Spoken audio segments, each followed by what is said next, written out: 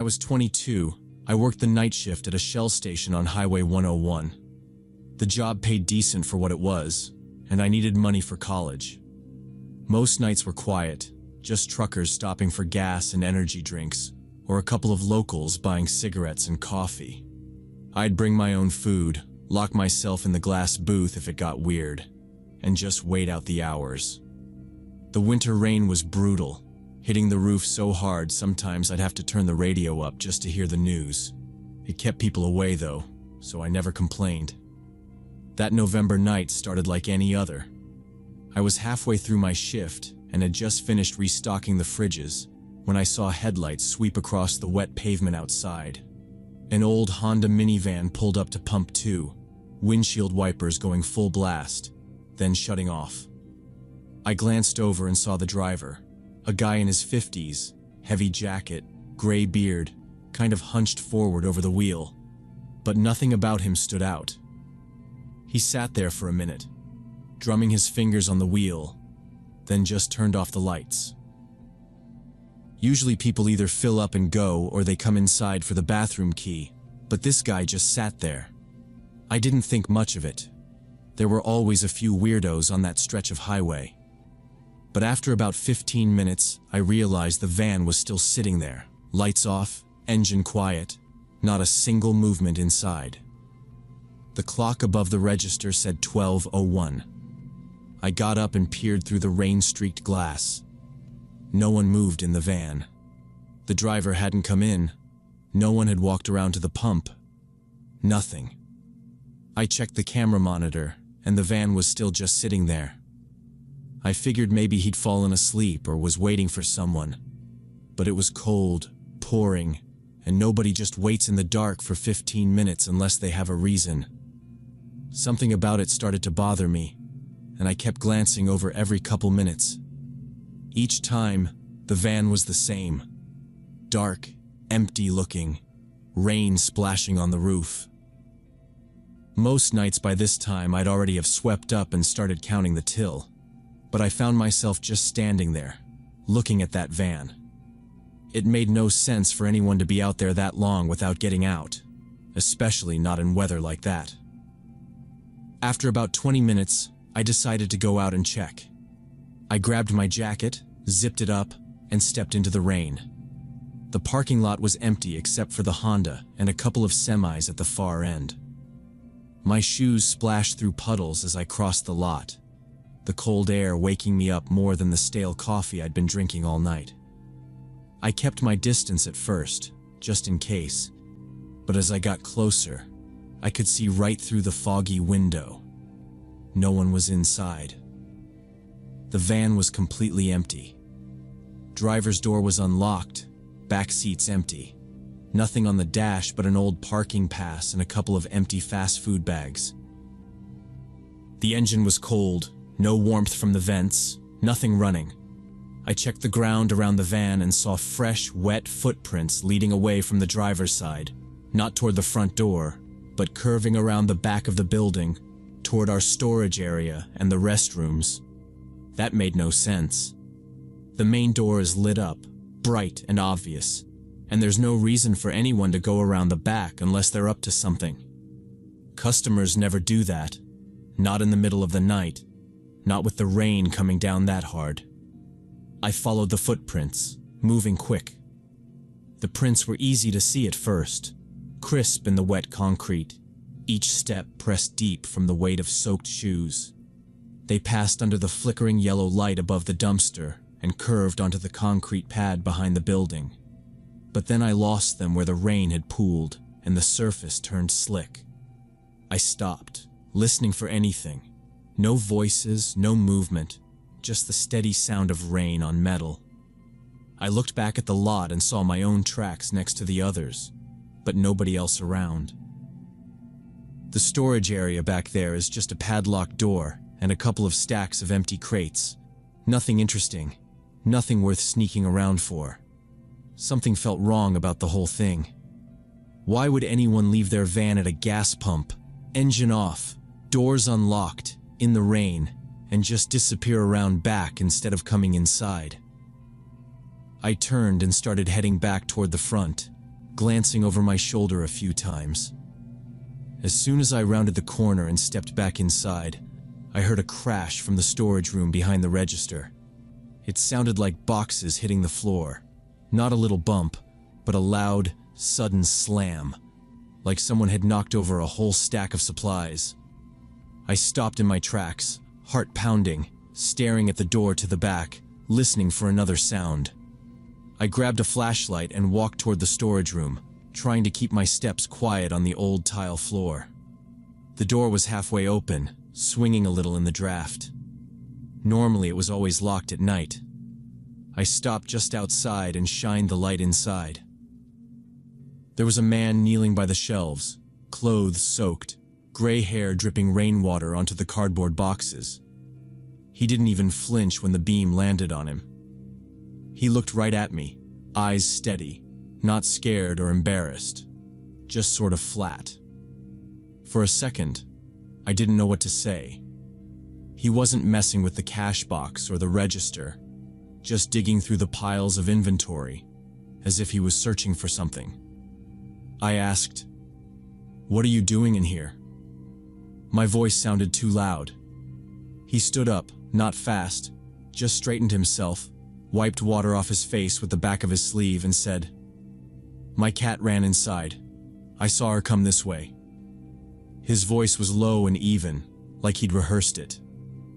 I looked around the room. Boxes of chips, cigarettes, cases of Red Bull, nothing disturbed except the flaps on a few crates. No way any animal had gotten in here, not unless someone had left the back door propped open, and I knew I hadn't. "There's no cat in here," I told him. "You can't be back here. The building's sealed at night." He didn't get defensive. He just said, "She's small. I thought I saw her run in." There was no wet paw prints, no sound but the rain and the humming soda fridge. I started to say something else, but he was already backing away, slow and careful, not turning his back on me. I kept my light on him and told him he needed to leave the storage area immediately. I tried to sound firm, like I'd call the cops if he did anything weird. He paused in the doorway and I said, "Let's look for your cat outside."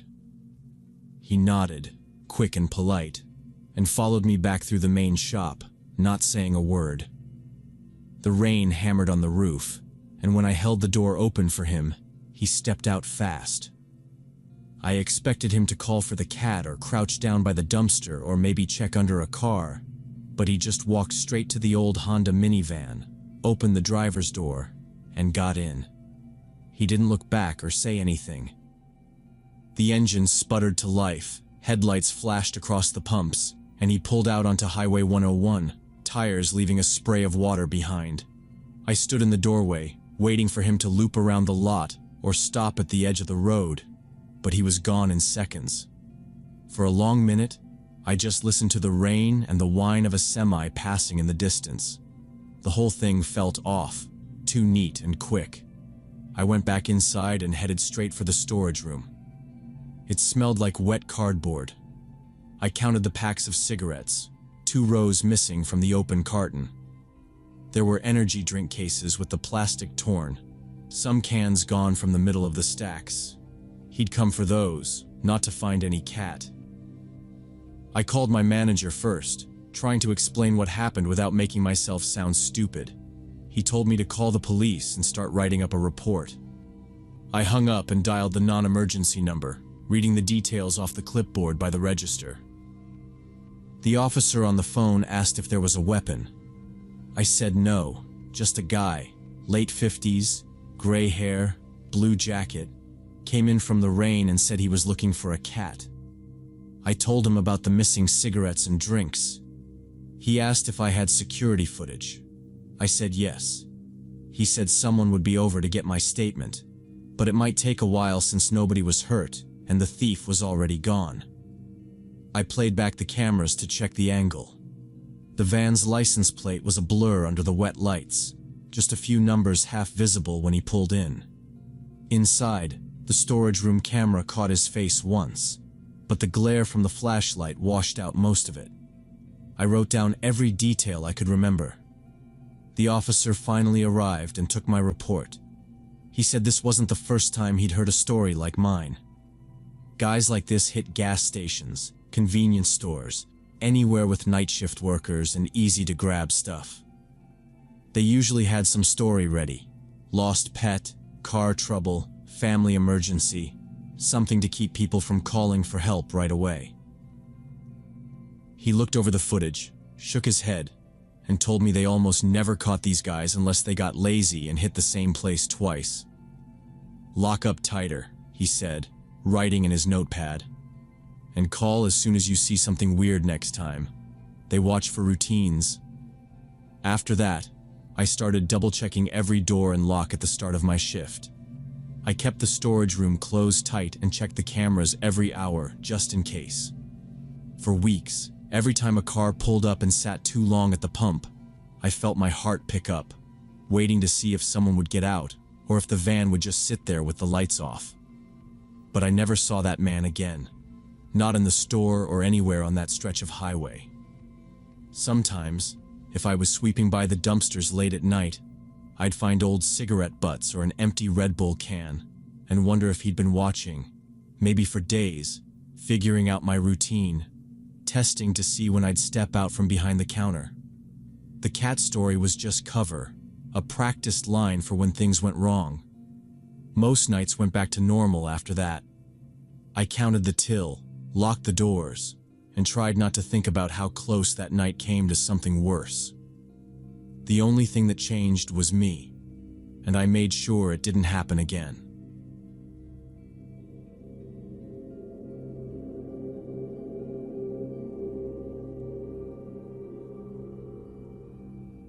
When I was 28, I worked nights at North Park Market for 5 years. The job was boring but steady, and I got used to the weird sounds that old buildings make after closing time. Most nights, I just kept my head down, restocking shelves, sweeping the aisles, and counting inventory. If I was lucky, I'd get to work the register, but that only happened when our cashier called out. After midnight, the store went silent, except for the buzzing of the lights and the hum of the fridges. Most of the city was asleep by then, and the parking lot outside looked empty except for a couple cars. Every shift, I'd do my walkthrough, pushing an empty cart up and down the aisles, checking that nothing was out of place and that all the doors were locked. It started with this scraping noise from the cleaning supply aisle. It sounded like metal dragging along concrete, but always muffled, like it was coming from somewhere behind the shelves. The first time I heard it, I figured it was the ventilation system kicking in. North Park Market was built in the 70s, and the ducts rattled all night, so weird noises were nothing new. Sometimes there'd be a clunk in the back or a weird clicking from the pipes. I didn't pay it much attention until it happened again a week later, about the same time, around 2 a.m. That was usually when we'd just finished restocking and most of the staff were out back taking a break or eating late dinners. I poked my head into the cleaning aisle but didn't see anything. Just rows of bleach bottles, mop buckets, and dusters. I ran my hand along the metal shelf, thinking maybe it was loose, but it seemed fine. Our night manager, Todd Fisher, always had explanations for everything. I mentioned the noise to him the first week, and he just shrugged and said the ventilation system needed replacing. Todd was in his 50s, worked grocery nights his whole life, and never seemed worried about anything. "Old building, old pipes," he said, barely looking up from his clipboard. "You'll hear all kinds of crap in here." He had this slow way of talking, like nothing ever rattled him. I trusted his experience, so I let it go. The noises kept happening, maybe once a week, but always from the same area. Sometimes I'd be restocking paper towels nearby, and I'd catch that scraping sound again. It was always quick, like a chair getting dragged a few inches, then stopping. Never more than a few seconds. I started making notes in my phone, just to keep track of how often it happened. Never seemed to line up with the schedule for the cleaning crew, and the store was definitely empty by then, except for staff. I wasn't the only one who noticed. One night, while stacking cases of bottled water with Rachel Adams, my co-worker who'd been there almost as long as me, I brought up the noises. She was on the other side of the aisle taping up a box. "You hear that scraping from the cleaning aisle sometimes?" I asked, trying to sound casual. She nodded right away. "Yeah, but I always figured it's just the vents or the air conditioner kicking in."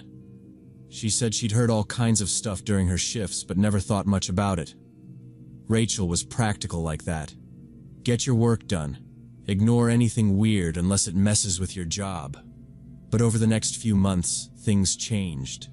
The incidents started happening more often, and each one got a little stranger. It wasn't just scraping sounds anymore. Some nights, I'd walk past the freezer aisle and find one of the heavy glass doors swinging open, making the alarm beep until I shut it. That happened 2 or 3 times in a single week, always late, when nobody was nearby. The first time, I thought maybe someone hadn't closed it all the way, but after it kept happening, I checked the seal. The door was fine. Todd told me the freezer sometimes didn't latch right when the store got humid, but it was winter, and the air felt dry. Then the shopping carts started acting up. There's a row of them parked at the entrance every night after closing, and I'd always line them up before I clocked out. One night I heard a loud crash from aisle 5, cereal and snacks. I ran over, thinking maybe someone had dropped something, but there was a cart tipped sideways in the middle of the aisle, wheels still spinning, cereal boxes knocked onto the floor. Nobody else was nearby. I checked the cameras with Todd. He watched the footage and said it must have rolled on its own from the slope in the floor. But I'd never seen a cart move that far by itself. The floor looked flat to me. After that, it felt like every shift, something was off. Sometimes I'd hear voices from the back room, faint but distinct. Once I heard someone say, "Over here," clear as day. But when I checked, the area was empty. Just stacks of cardboard and pallets of soda. Other nights, Rachel would text me from the far side of the store asking if I was in the freezer section because she heard footsteps and thought I was coming to help. I never was. What really got under my skin was how Todd always showed up right after these things happened.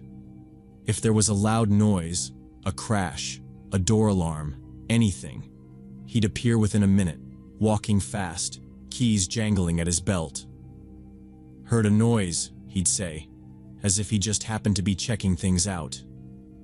He'd walk up and down the aisles, poke his head into every corner, then shrug and blame the old building, or say maybe the sound was coming from the dry cleaners next door. "Sound carries in here," he'd say. "You'd be surprised what you hear." I noticed he never seemed surprised, though. As the weeks went by, Rachel and I started getting nervous about working alone. It used to be no big deal. Take your break when you wanted. Do inventory in peace. But now we'd check in with each other before going to the back rooms, and if either of us heard something strange, we'd call or text the other to meet up. One night Rachel said, "Let's just stick together until closing, okay?" She was half joking, but I could tell she meant it. That night, I kept glancing over my shoulder, half expecting to see someone there. We started finishing our shifts as fast as possible, locking up earlier, and leaving the store together, always checking that nothing was out of place before we left for the night. The worst incident happened in December. That night, Rachel and I were stocking the shelves together because neither of us liked being alone anymore. Around 3 a.m., we both stopped when we heard quick footsteps in the produce section. It was loud enough to make us both freeze in place, just looking at each other. I grabbed a box cutter, more for show than anything, and we walked over. The apples were everywhere. A couple of bins knocked over, and bags of potatoes dumped out across the floor like someone had been searching through them in a hurry. I could see Rachel's hands shaking a little as she bent down to pick up a few apples. We both kept looking around, expecting to see someone crouched behind the display. There were muddy footprints in the middle of the mess. I bent down and saw they looked fresh, not the right size for any of the shoes we wore. We both backed away, thinking someone must have gotten into the store, maybe hiding since closing time. I wanted to call the police, but Rachel said we should get Todd. Before we could even leave the aisle, Todd came hustling in from the back, his keys rattling. He was out of breath, saying, "What's going on up here?" He claimed he'd heard the noise from the loading dock, where he said he was checking a late delivery. That didn't make sense. There were no trucks scheduled, and the dock was on the opposite side of the building. Rachel and I just stared at him. His shirt was tucked in, no sign he'd been outside, no jacket, no clipboard for a delivery. He walked through the produce section, poking at the apples, acting like he was just as confused as we were. "Probably a raccoon," he said, but I knew there was no way a raccoon could make footprints like that or tip over that many bins. After we cleaned up, Rachel said she wanted to talk to management. She was fed up, but Todd talked her out of it. He told us both we were overtired. That night shifts do weird things to your mind. I couldn't shake the feeling that he was lying. By then, the stress of the job was too much for me. Every night I came home exhausted but couldn't sleep, jumping at every noise in my apartment. Rachel was pale and anxious all the time, barely talking to anyone at work. When my temp contract at another store came through, I gave my notice and left North Park Market as soon as I could. A couple weeks after I quit, Rachel called me, her voice sounding strange and shaky. She told me that Todd had been fired, and it wasn't for anything we'd imagined. Turns out, all that paranormal activity, doors swinging open, carts rolling, the strange voices, was him. He'd been behind everything. Rachel said management got suspicious after another worker complained about the freezer alarms. They checked the security cameras and saw Todd using a remote control in his pocket, opening the doors from across the aisle. He'd set up hidden speakers behind some of the shelves and played recorded footsteps and voices late at night. There were wires running through the ceiling tiles and tiny audio devices taped behind displays. They found boxes of equipment in his office, remotes, timers, sound machines, even spare parts for the door motors. Todd didn't admit anything at first, but the evidence was impossible to deny. Rachel said she'd seen him get escorted out by security while he kept insisting the equipment was for maintenance checks. Management called the police, but in the end, he was just let go and banned from the property. The company did an investigation and found out he'd been doing this for years, all to mess with night shift workers. Rachel told me she felt stupid for not realizing it sooner. But Todd was always so calm, always explaining things away with just enough detail to sound reasonable. I remembered every time he'd shown up right after something weird happened, pretending to help us. All the while, he was the one causing it. The story didn't end there. Rachel said that after Todd was fired, management brought in counselors for everyone who'd worked night shifts the past few years. Several employees needed therapy for anxiety and sleep problems, even panic attacks that started during their time at North Park Market. The company paid for their counseling bills and made a big show of supporting staff wellness. A psychiatrist who worked with the staff said Todd probably had some kind of personality disorder. He got a thrill from scaring people and seeing how they'd react. He targeted the night shift on purpose, knowing how tired and isolated people got, how your mind plays tricks on you in the middle of the night when you're half awake. Some people had believed for years that the store was haunted or cursed. I thought about all those nights I spent worrying, looking over my shoulder, jumping at every little noise. The fear wasn't from ghosts or old pipes. It was just a regular guy, someone I thought I could trust, making our lives miserable for his own amusement. It made me rethink every conversation I'd ever had with Todd, every time he gave advice or acted like he cared about the team. I wondered how many other places have people like him, hiding behind their title, controlling everything because nobody thinks to question them. Even now, when I walk into a big empty store at night. I catch myself glancing at the corners, waiting for something to move or for a voice to echo from somewhere it shouldn't. I remind myself it's just a building, just shelves and lights and cold air. But I also remind myself you never really know who's standing right beside you, or what they're capable of when nobody's watching.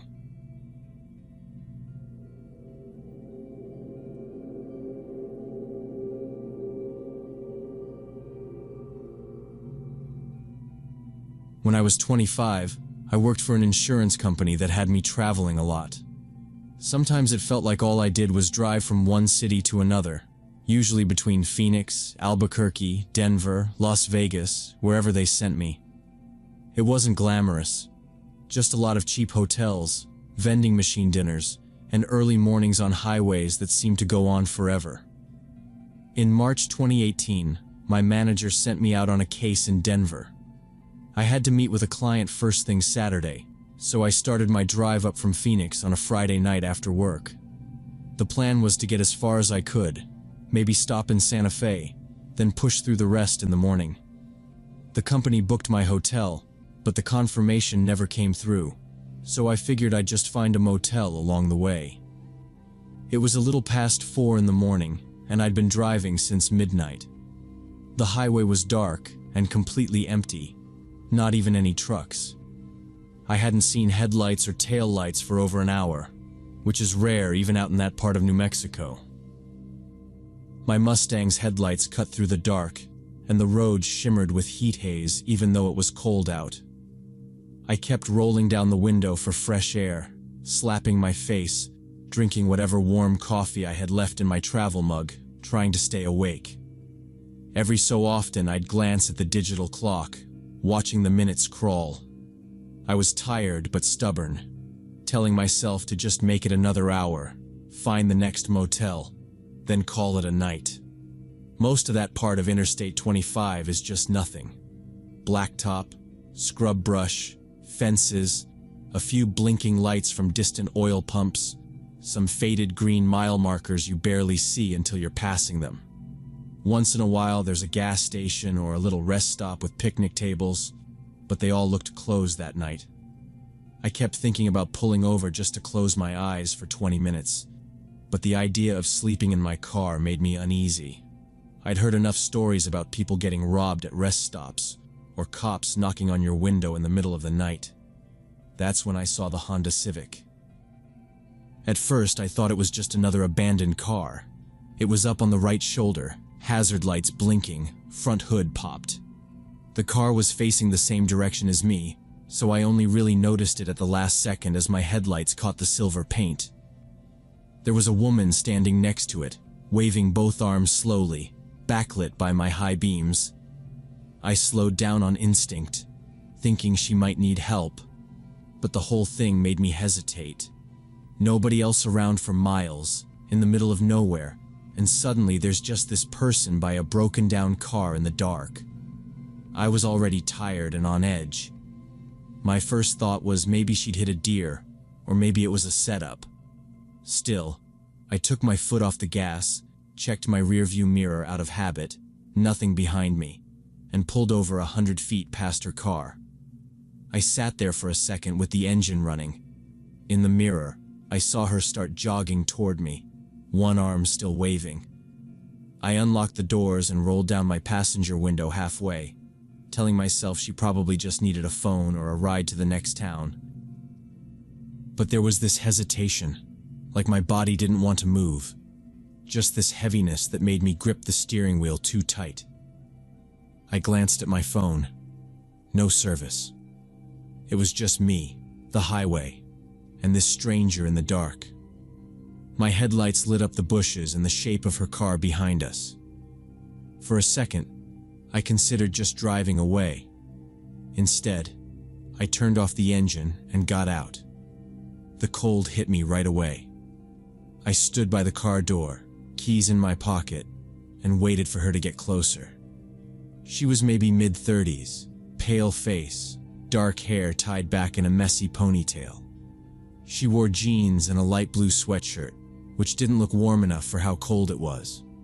Her eyes were red, maybe from crying, maybe just the wind. She kept glancing back toward her car, then down at the road, as if she was trying to keep her bearings. "Thank you for stopping," she said, a little breathless. "My name is Linda. Linda Grace. I've been out here over an hour.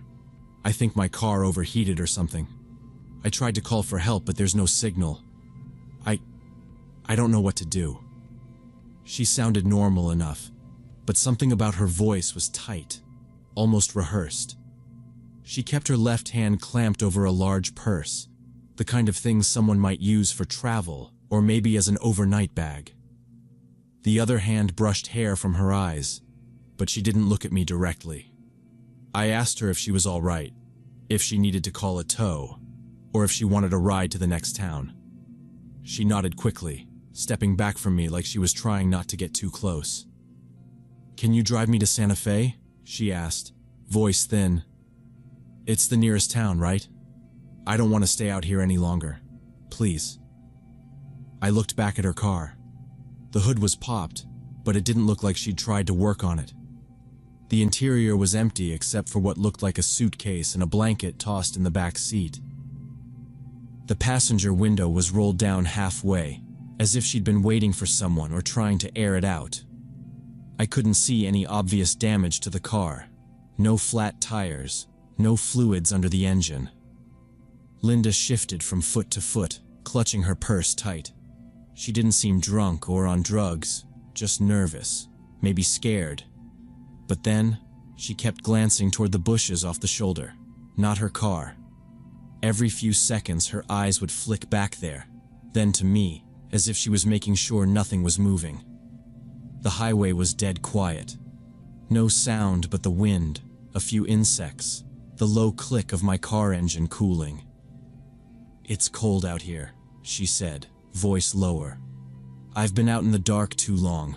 I just need to get out of here." I felt weird about the whole thing. Her story was believable, but her body language was off. She kept her distance, and her hands were tight around her purse like she was hiding something inside. She never quite made eye contact for longer than a second, always looking somewhere else. I wondered if maybe she was running from someone, or if something had happened at that car that she didn't want to explain. Still, I couldn't leave her on the side of the road. I told her she could get in, and I'd take her to Santa Fe. I tried to keep my tone steady, like this was all normal. She hesitated, then nodded. As she walked around the front of my Mustang, she shot another nervous look at the bushes, not at the car itself. Her footsteps crunched on the gravel. She reached for the passenger door, still clutching her purse, then slid into the seat and pulled the door shut behind her, looking straight ahead at the dash, breathing a little too fast. I got back behind the wheel, started the engine, and glanced over at her. She didn't say a word, just stared out the windshield, purse on her lap, knuckles white. I checked the mirror once more, making sure nobody was coming up behind us, then pulled back onto the highway, accelerating into the dark with the broken Honda and the empty road shrinking in the distance. She settled into the passenger seat fast, slamming the door and locking it, her purse tight in her lap. I put the car in gear and started down the highway, glancing over, trying to make sense of the tension in the car. For a few minutes, she was quiet, just staring out the window. But then she started asking a lot of questions. How much gas did I have? Did I know any back roads? How far was it to the nearest truck stop? I tried to answer, keeping my eyes forward, but every answer seemed to make her more agitated. About 5 miles past her car, she leaned forward and said, "Actually, I don't want to go to Santa Fe. You should take me to Las Vegas instead. I have friends there who can come pick me up." She said it fast, like she'd been thinking about it for a while, not just deciding. I shook my head, told her it was too far out of the way, that I had work to get to, and I'd already told her I was only going as far as Santa Fe. Her face changed. She gripped her purse even tighter, fingers white around the handles. She said, No. I need you to go to Las Vegas. It's not safe for me in Santa Fe. Please, just do it. I said no again, more firm this time. She started rummaging in her purse, pulling the zipper back an inch, then stopping, then opening it again like she was checking something inside, always turning away from me so I couldn't see what she was doing. Her tone went cold. "You don't know what you're getting into," she said, voice low. "Just take me where I say, and you'll be fine." She started watching the side mirrors over and over, her head snapping back and forth. "Are you sure nobody's following us? Did you see anyone back there?" I tried to ignore it and just keep driving. She would go quiet for a minute, then start demanding again, voice getting more panicked. "Why aren't you listening? Don't make me get my friends involved. Just drive to Las Vegas, now." Her hands never left that purse, and every time she moved it, I wondered what she was hiding. A phone? A weapon? I thought about pulling over and telling her to get out, but we were in the middle of nowhere, miles from anything. I just kept my hands tight on the wheel and eyes on the road, counting the mile markers. 10 minutes later, I noticed a pair of headlights behind us, getting closer. The road had been empty, but now this truck was coming up fast, much faster than I was driving. At first, I thought it was just another car finally catching up, but then it swerved a little in its lane, speeding right up to my bumper. The high beams flashed once, twice, lighting up the inside of my car. I could see Linda tense up, her breathing loud in the quiet cabin. She started panicking, voice urgent. "Pull over." "That's them! You need to pull over right now!" Her hand shot across the console, grabbing for my steering wheel. I jerked sideways, almost losing control as the Mustang fishtailed and the truck slammed on its brakes to avoid rear-ending us. "What the hell are you doing?" I shouted, shoving her hand off the wheel. She kept yelling, "Just stop the car! Stop the car!" Her purse dropped to the floor and she lunged again. That's when I heard glass break behind me. A loud crack as something hit the rear window. A rock or a bottle, I couldn't tell. The truck was right on my bumper, swerving and flashing its lights. Linda screamed, crouching low in her seat, shouting, "Stop! Stop! Just stop!" I floored the gas, the engine roaring as I tried to get away. The Mustang shot forward, tires squealing, but the truck kept coming, swerving left and right, trying to force me off the road. My hands shook on the wheel. I kept my foot down, heart racing as I tried to keep control. We hit a stretch of highway with gentle curves, and I took them as fast as I could. The truck lagged behind, then sped up again, but after a mile or two, it started to fall back.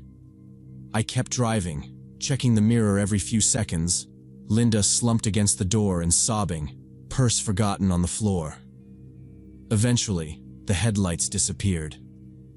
I slowed down just enough to keep control, scanning the roadside for a gas station, a motel, anywhere with lights and people. Finally, on the edge of a small town, I spotted a 24-hour gas station, the fluorescent sign flickering in the dark.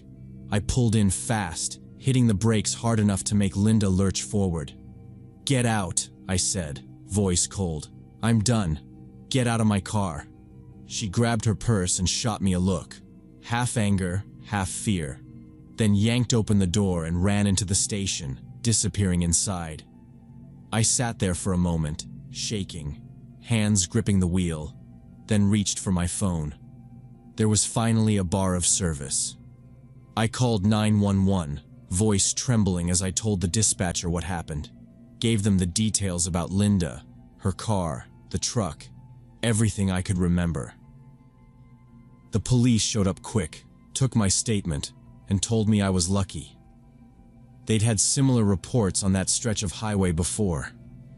They said Linda Grace and her partner used the same scam. One of them flagged down cars pretending to be stranded. The other waited nearby, ready to rob whoever stopped. Sometimes it ended in theft, sometimes in violence.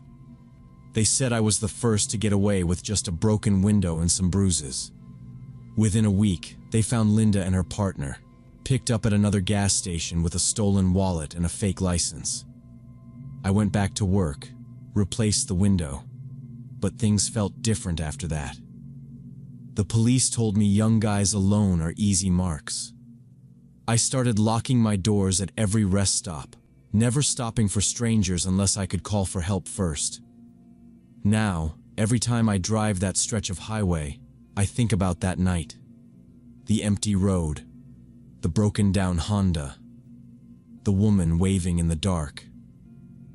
I still wonder what would have happened if I'd pulled over just a little earlier, or if I hadn't pushed Linda's hand off the wheel, or if the truck had caught us before we made it to town. I tell myself I did the right thing, but I don't take chances anymore. If you're ever alone on a dark road and you see someone waving for help, think twice. I learned the hard way how fast a normal night can turn into something you never forget.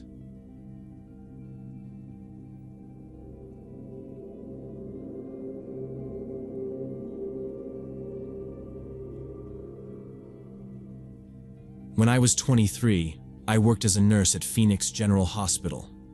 My apartment was in Payson, a small town up in the mountains about 90 miles away. I chose to live there because the rent was way cheaper, and I liked the quiet. The drive was long, but I didn't mind it most days, even when I had a night shift. I'd get off work around 4 a.m., punch out, say goodnight to whoever was left at the nurse's station, and walk out to my old white Honda Civic parked in the staff lot under the flickering security lights.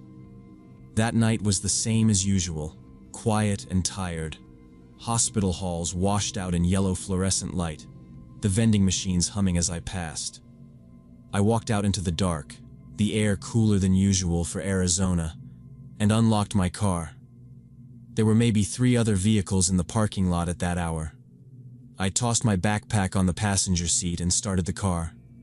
The radio came on, some late-night DJ talking about traffic down in the valley. I headed out of the hospital lot and turned onto Highway 87. That road winds up through the mountains, no streetlights, just the thin white lines and the occasional reflectors.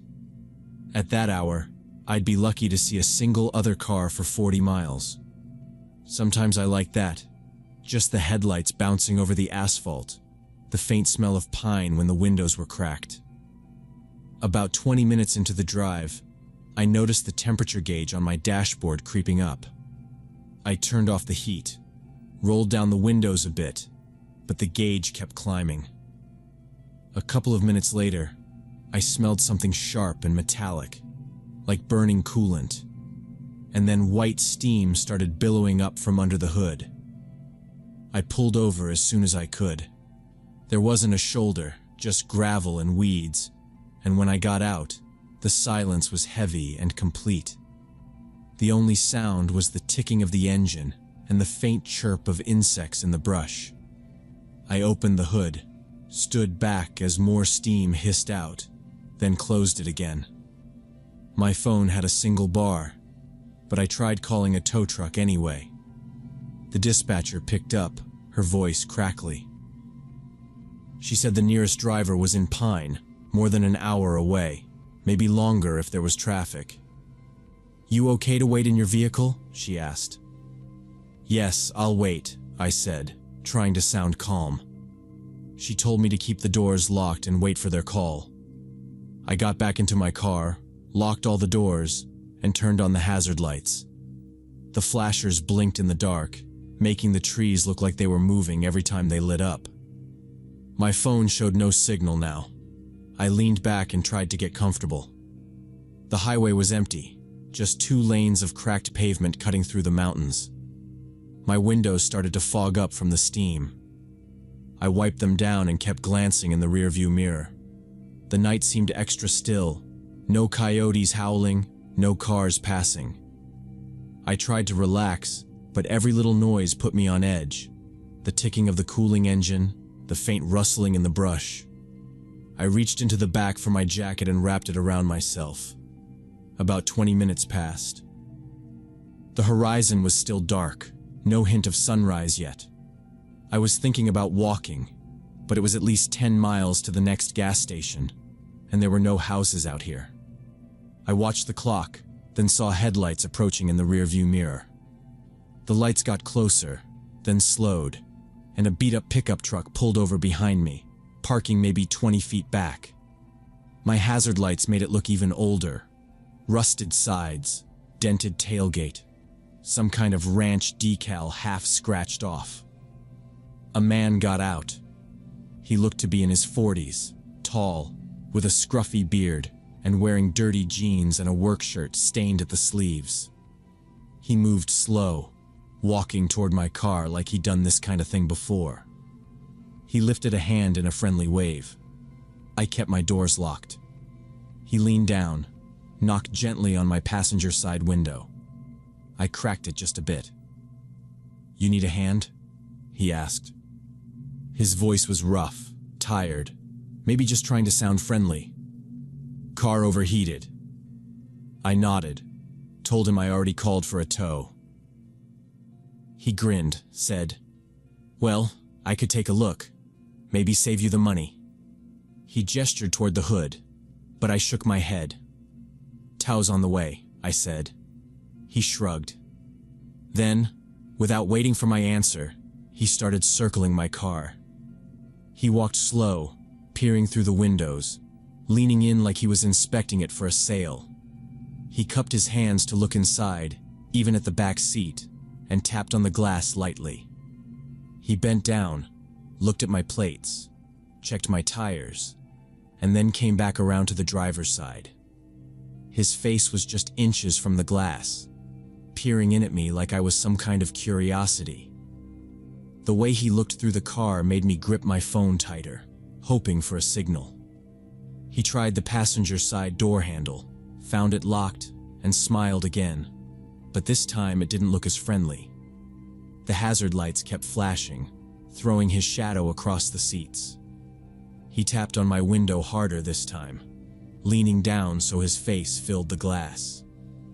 He asked me to open the door, saying he couldn't hear me through the glass, that he just wanted to talk. His hand hovered over the handle, fingers twitching. I shook my head and repeated that I was waiting for the tow truck, that help was on the way. His expression changed, mouth tightening, eyes cold. He tried the door handle again, harder this time. Then he went to the back seat, yanking at that handle too. He circled the car, trying every door, every window, jiggling each one and peering in. I sat frozen, keys clutched in my hand, phone pressed to my leg. He came back to the driver's side, face inches from mine. "You can't just ignore me," he said, voice muffled but harsh through the glass. "What's wrong with you? I'm just trying to help. Don't be rude." He started demanding that I open the door, pounding on the glass with the flat of his hand, his voice rising. "Get out of the car. You think I'm dangerous? Huh? I could have left you out here." Each refusal just made him angrier. He kept shouting, calling me names, voice echoing out across the empty highway. My heart hammered in my chest. I pressed myself back in the seat, wishing I could disappear. "Come on. You think someone else is going to help you out here?" he yelled, hitting the window so hard the glass vibrated. I reached for my phone, but the screen was still blank, no signal. He was right outside my door, slamming his fist again and again, demanding that I get out and talk to him, that I let him help. I kept shaking my head, whispering no, again and again. But he just got louder. His voice filled the car, sharp and angry, words jumbled together, calling me crazy, stupid, paranoid. I saw his face go red, spit flying as he yelled, pounding hard enough that I thought the window might crack. I was trapped. My only thought was to get away before he broke in. I shoved the key in the ignition with shaking hands, praying the engine would turn over. On the first try, nothing but a click. The man kept shouting, hitting the glass. I turned the key again, felt the car lurch, still nothing. On the third try, the engine sputtered, coughed, then roared to life with a horrible grinding sound.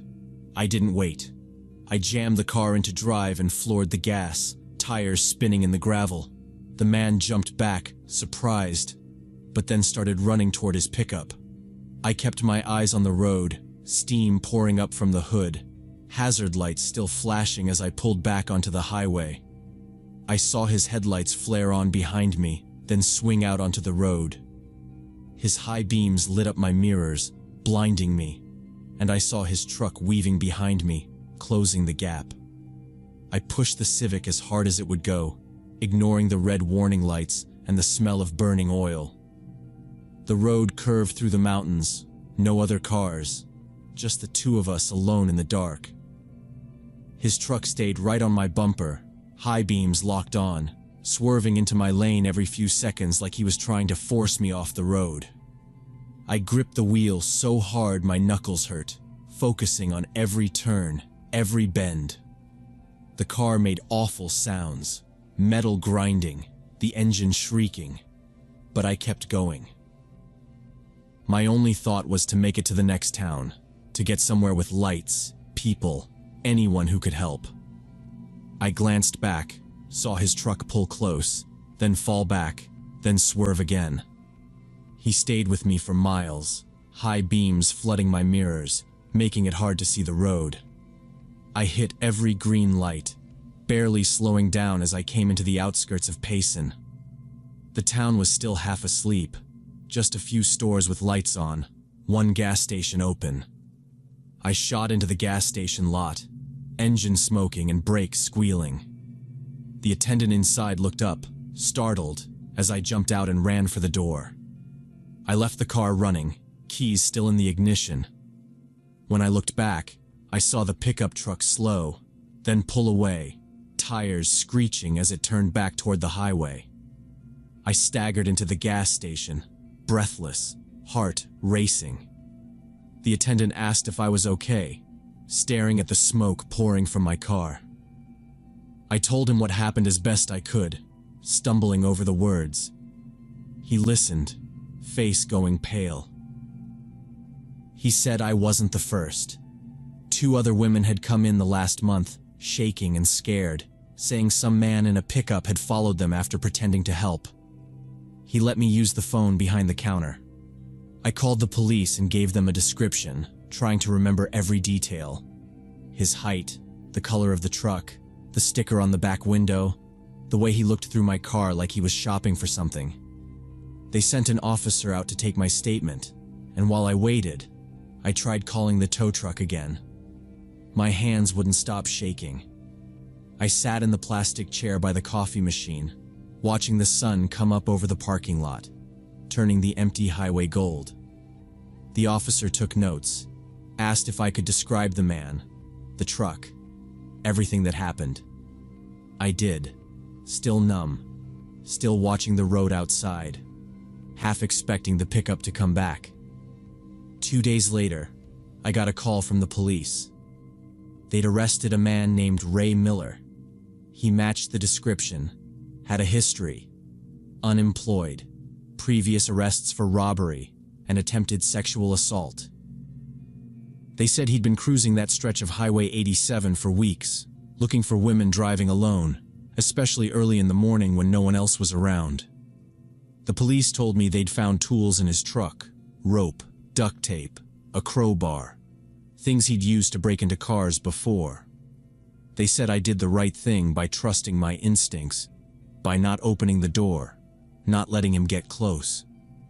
The officer said, "You'd be surprised how many people don't call us, or don't get away." That was the last night I ever drove home alone after a night shift. I started saving for a new car, something less likely to break down, but mostly I just stopped trusting anyone who pulled over to help me on the highway. The thing that stuck with me was how normal he'd seemed at first, how helpful he tried to sound, and how quickly that changed when I said no. The gas station attendant said it best before I left. Out here, sometimes it's the people who are most eager to help you that you need to be afraid of. After that, I never ignored the little warnings my gut gave me. I learned that it's better to be rude and safe than polite and sorry.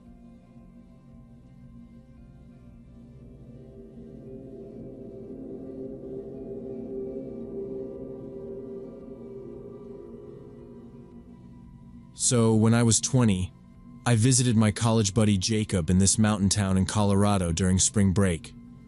We hadn't seen each other in almost a year, but it didn't feel like anything had changed. He had a place near downtown with a view of the old railroad line and the foothills.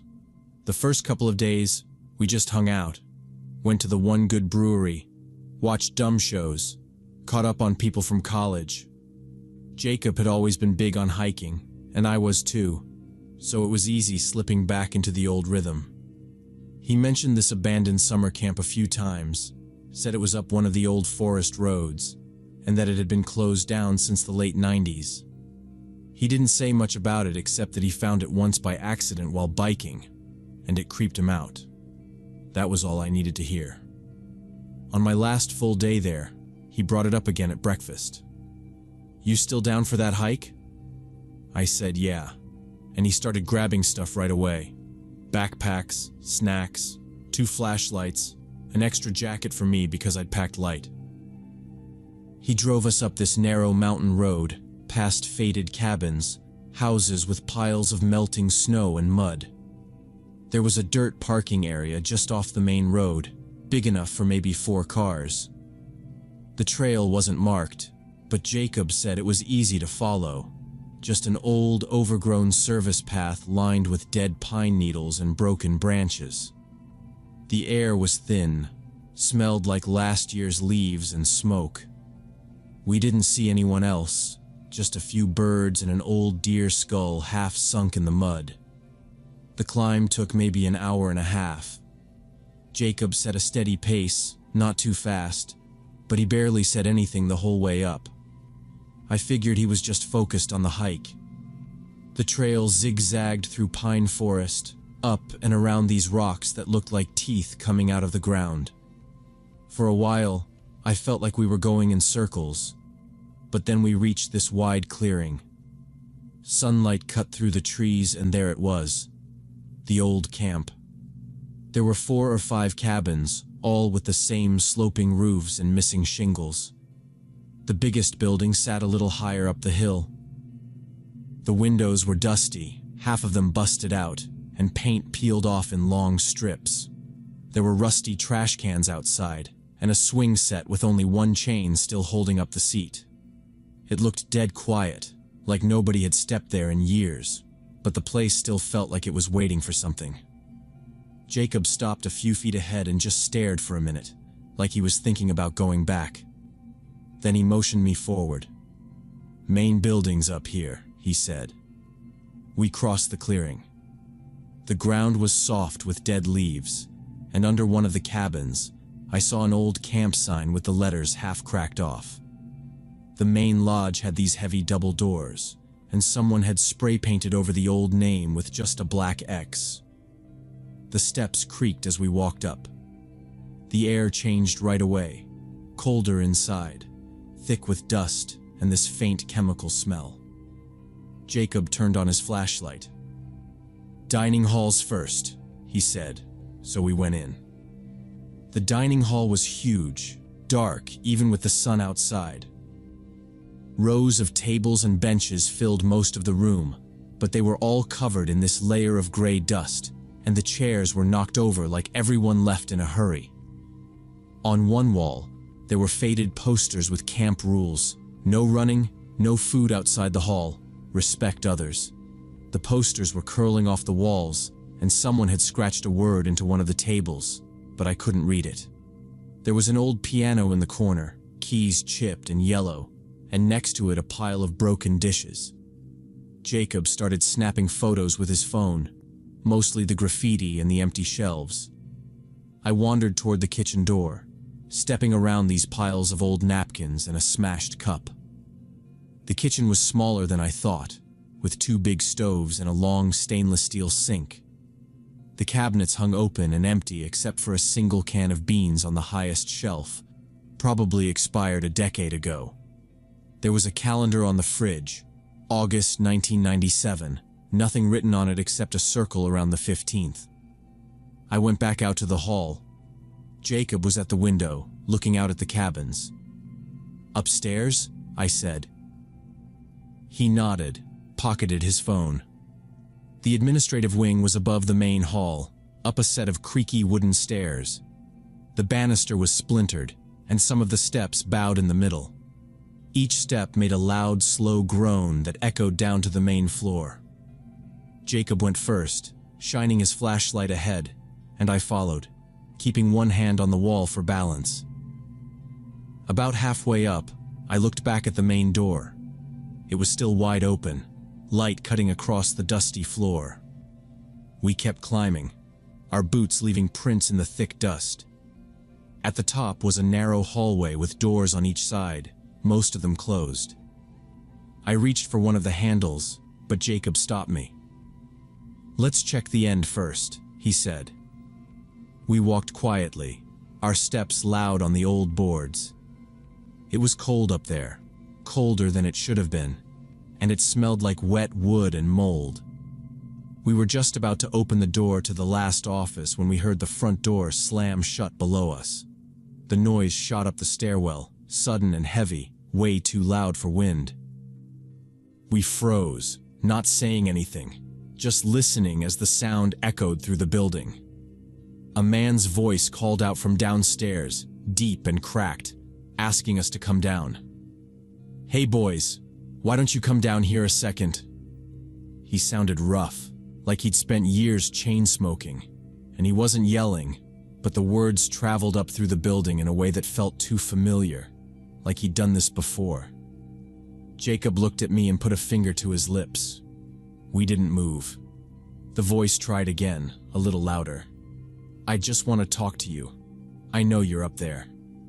The words echoed off the old wood and into the empty rooms behind us. We stayed frozen in place, crouched low near a window with peeling white paint, hoping he'd just get bored and leave. He kept calling, not angry, just pushing, repeating himself. "Come on, boys. Let's just have a quick conversation." The way he said it made my skin crawl. It was too smooth, too practiced, almost like he was smiling as he spoke. Jacob shook his head, and we both listened, holding our breath. But there was no sound of movement on the stairs. After a while, the voice started to trail off, still trying to be friendly, but there was nothing friendly about the way he kept repeating, "Don't be scared, just come down." We tried to peek outside from the window, but all we could see was the empty clearing, the sun cutting through the trees and the wind moving the swing on the old set. There was no one by the cars, no shadow behind the cabins, just the empty space and our own breathing. The voice finally stopped. Silence filled the building. I kept waiting for footsteps or the slam of a door, but nothing. Just the creak of the boards under us as we stayed hidden, not daring to speak. We waited, counting each second.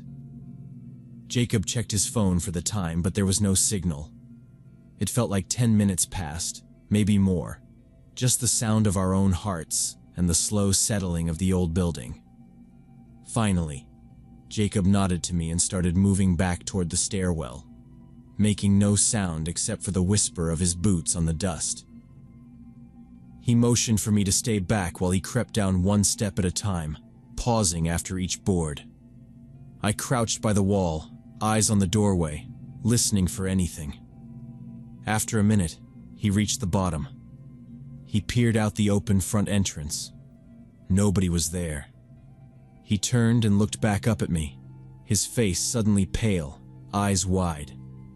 I joined him by the door.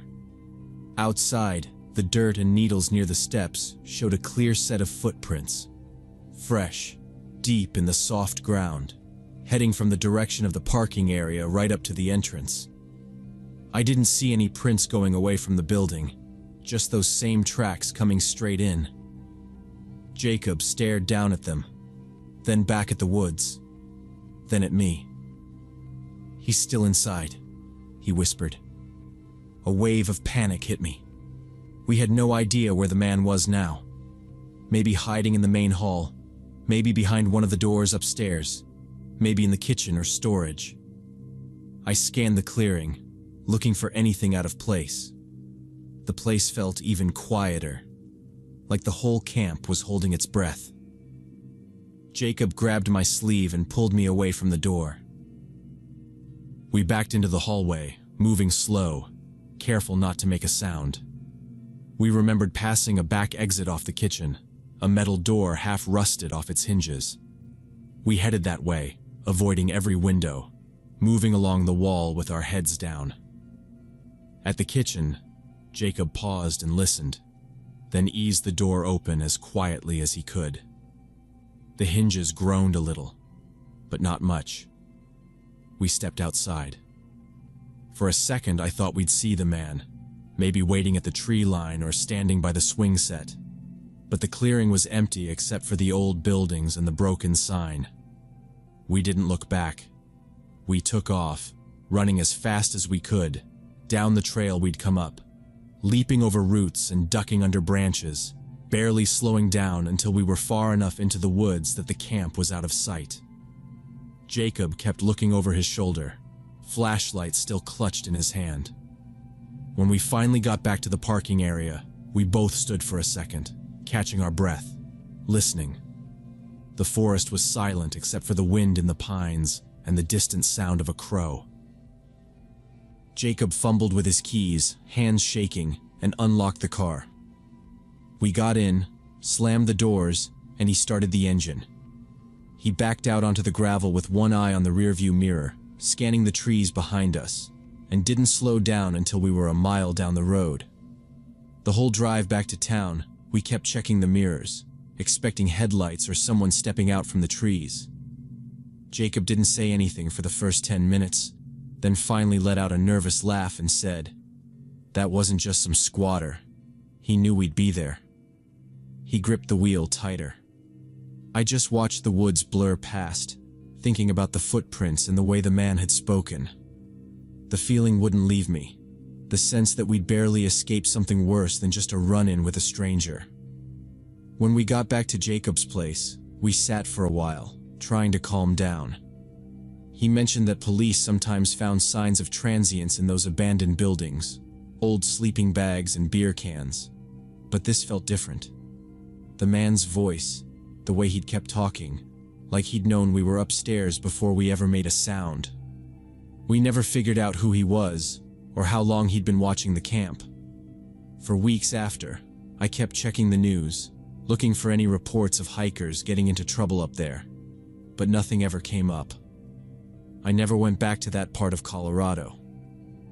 Jacob moved to a different town by the next year, said he didn't like driving past the turnoff to the old camp.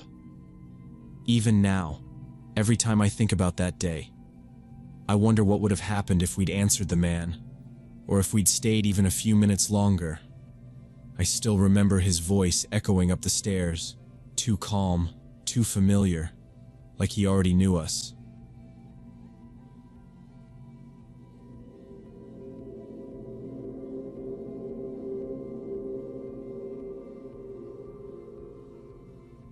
When I was 17, my summer nights usually meant tagging along with my dad, Robert, to the Shell station where he worked the overnight shifts.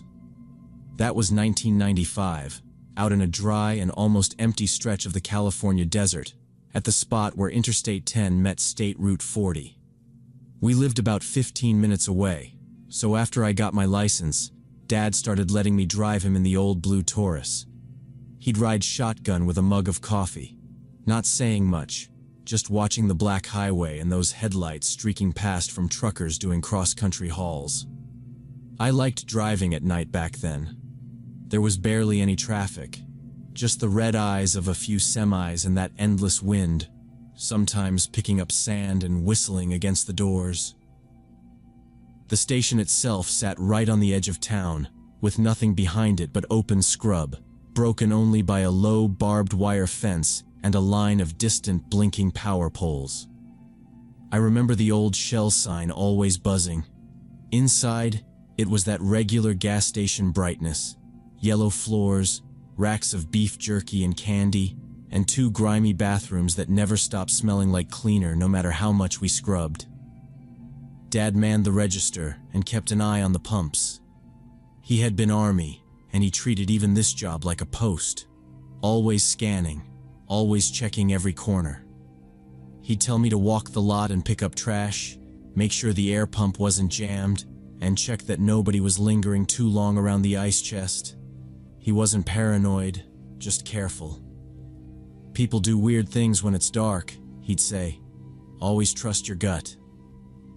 Most nights, it was slow.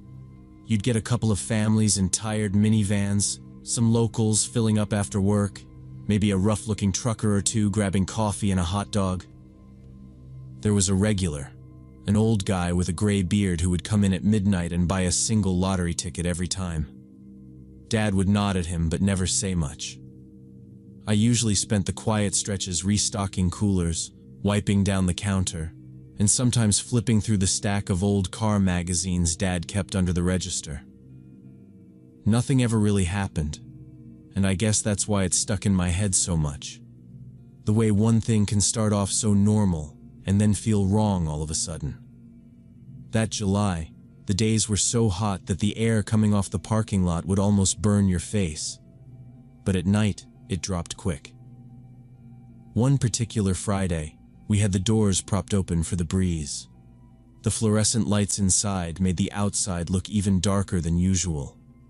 Dad was counting out the till for a deposit, and I was sitting behind the counter eating a stale donut, watching the cameras that showed the pumps and the strip of highway. I kept glancing at the clock, hoping for something to break up the boredom. That's when I noticed a woman walking up the shoulder from the direction of the interstate, out of the dark. She was maybe in her 40s, with blonde hair tied back, wearing jeans and a light-colored jacket. Right away, she didn't fit. People almost never came on foot from that way, just miles of desert behind her, nothing for ages. She wasn't carrying a purse, just clutching a set of keys tight in one hand, walking fast but looking around like she was expecting something to jump out of the shadows. She came straight into the station, and I could see her face was flushed, breathing heavy. She tried to smile, but it came out strange, like her mouth was fighting it.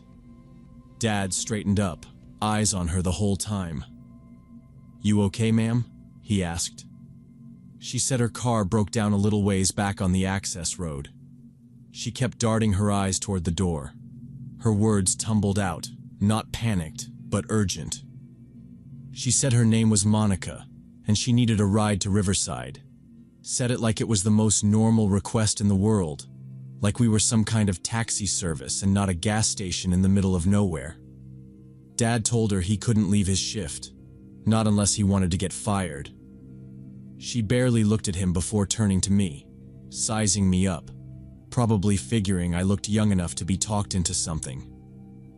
"Would you drive me?" she asked. "It's really important. I have cash. I can pay you. I just need to get to Riverside tonight." She started fumbling through her pockets, pulling out a wad of bills, shaking a little but trying to hold it together. Before I could say anything, Dad stepped in front of me. "He can't leave either." "Sorry," he said, his voice firm but not angry. Monica's eyes flicked back and forth between us. She was still clutching her car keys so tight her knuckles were white. "Please," she said. "I just need to get to Riverside. You don't understand. I'll give you 200.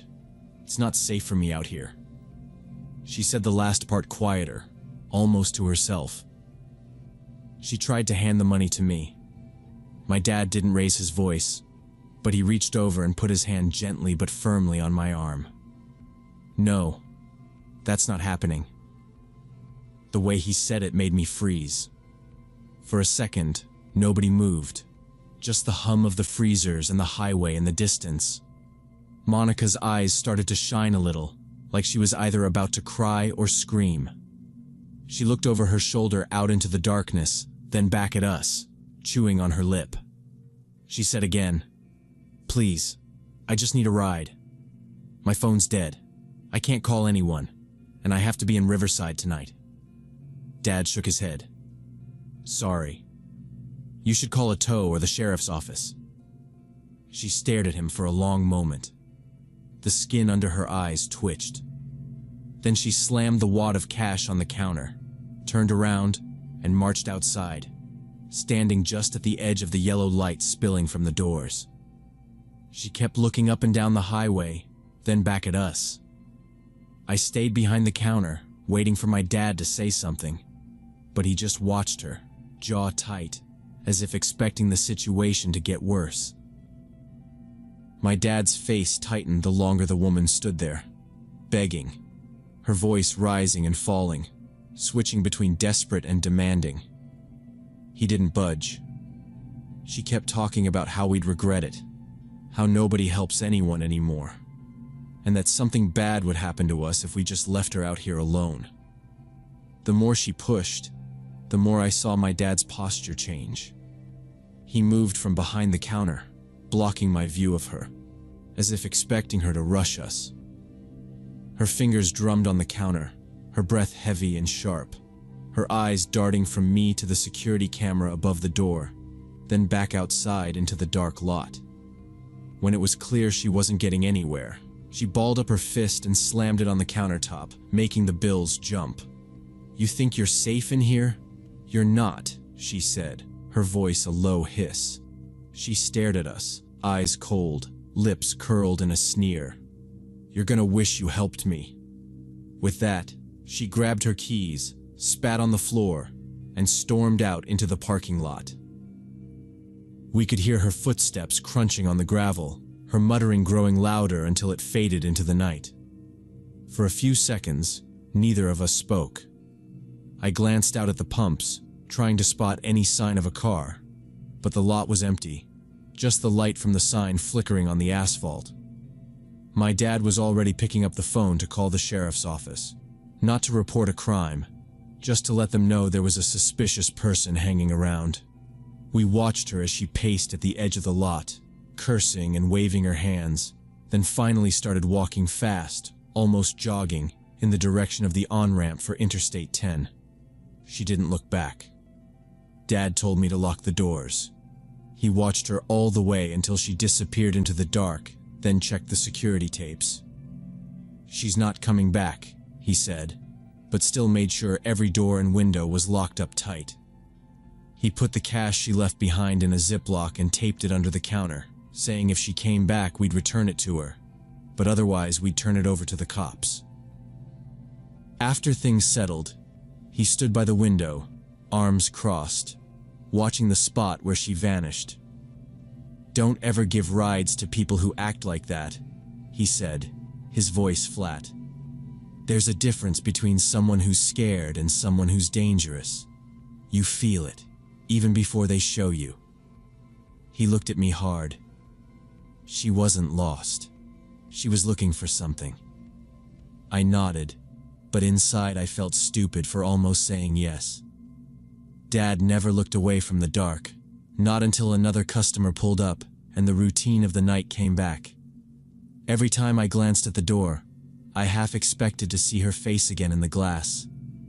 The shift ended like any other, but after that night, Dad drilled it into me not to trust every sad story on the side of the road. "You got instincts for a reason," he'd say, locking up. "Trust 'em."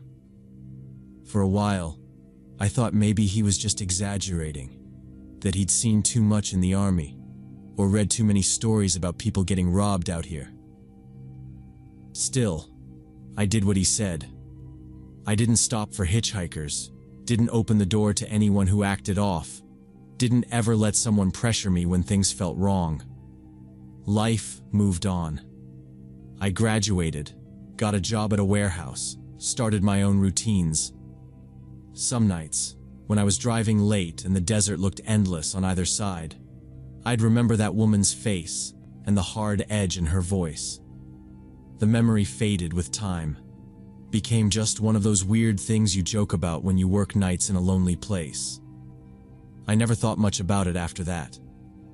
2 years later, on a sticky night in August, my phone rang, and it was Dad. He sounded different, his voice sharp and shaky, not like himself. "Turn on the news," he said. "Right now. Channel 7. I did, expecting some storm warning or maybe a big accident on the interstate. Instead, there was a headline about an arrest. Serial killer caught after years of unsolved highway murders. The reporter was talking fast, details spilling out. 5 men killed since 1994. All of them picked up women on the side of the road near rest stops or gas stations. She'd ask for rides to cities an hour or more away, then rob them and leave them dead along the emptiest stretches. They showed her mugshot. Doreen Carter, 43. Blonde hair pulled tight, the same tired eyes, the same flat mouth. Even after 2 years, I knew it was her. My skin went cold. Dad's voice came through the phone, quieter now. "That's her. That's the one from the station." Neither of us spoke for a while. Just listened to the TV describing how she lured men, always alone, always using the same story about needing a ride. She carried a knife. She never left witnesses. It hit me in that moment just how close I'd come. Not in some distant movie way, but real. Her hand on the counter, her eyes on me. Her story almost working. If Dad hadn't been there, if I'd been alone, if I'd just been a little more trusting, I might have ended up like those other guys. My dad told me again how proud he was that I listened, but I could hear the relief and fear in his voice too. After we hung up, I sat there for a long time, thinking about the Shell station and the way a quiet night could turn dangerous without any warning at all. I never picked up a stranger again, no matter how normal they seemed, no matter how much they pleaded. And every time I saw a car pulled over with the hood up, I remembered that night, remembered her eyes, and how close I'd come to being just another name on the news.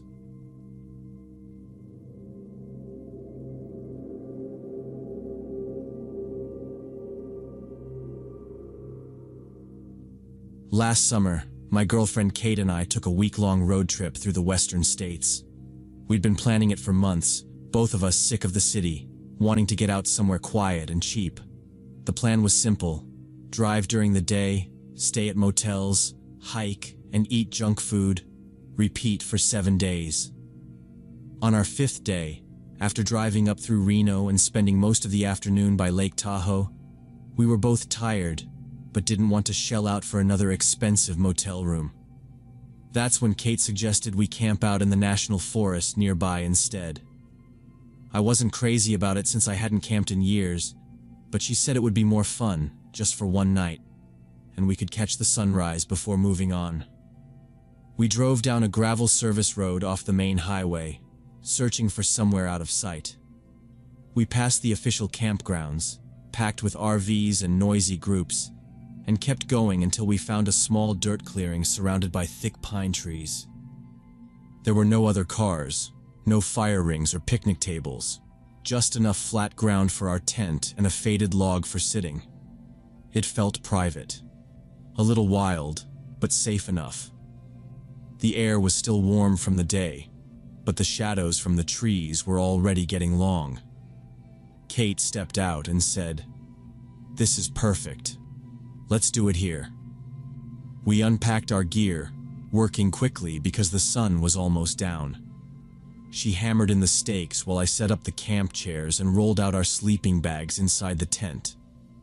Everything smelled like dust and pine sap. There were a few birds still calling in the trees, but otherwise it was dead quiet. Once the tent was up, Kate walked around to check for rocks and poison oak. I wandered over to a big stump at the edge of the clearing and pulled out my phone to try for a signal. No luck. I held it up, tried turning it off and on, but got nothing. "No service," I called, and she just shrugged. "Doesn't matter. That's the point." We ate cold sandwiches from a cooler, drinking warm sodas, talking about the rest of the trip. I tried to relax. The place was really quiet, a little too quiet after being around people for days. I kept noticing how far we were from the road, how you couldn't see any lights or houses at all through the trees. When the sun finally dipped behind the ridge, the temperature dropped fast. Kate put on a hoodie and started up a little lantern, the kind you twist to turn on. Its glow barely lit the inside of the tent, but we left it near the entrance while we sat outside for a while. It was almost completely dark when we heard a car pass far away, the only sound besides the breeze. The sky had cleared up and the moon was out.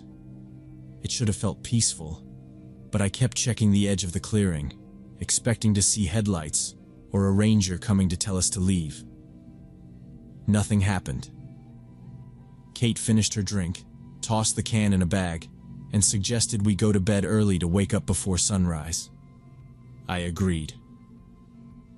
We put everything away, zipped up the tent, and crawled into our sleeping bags. I lay there for a while listening to her breathing, hearing the occasional creak of the trees. It was so dark outside that you couldn't even see your hand in front of your face.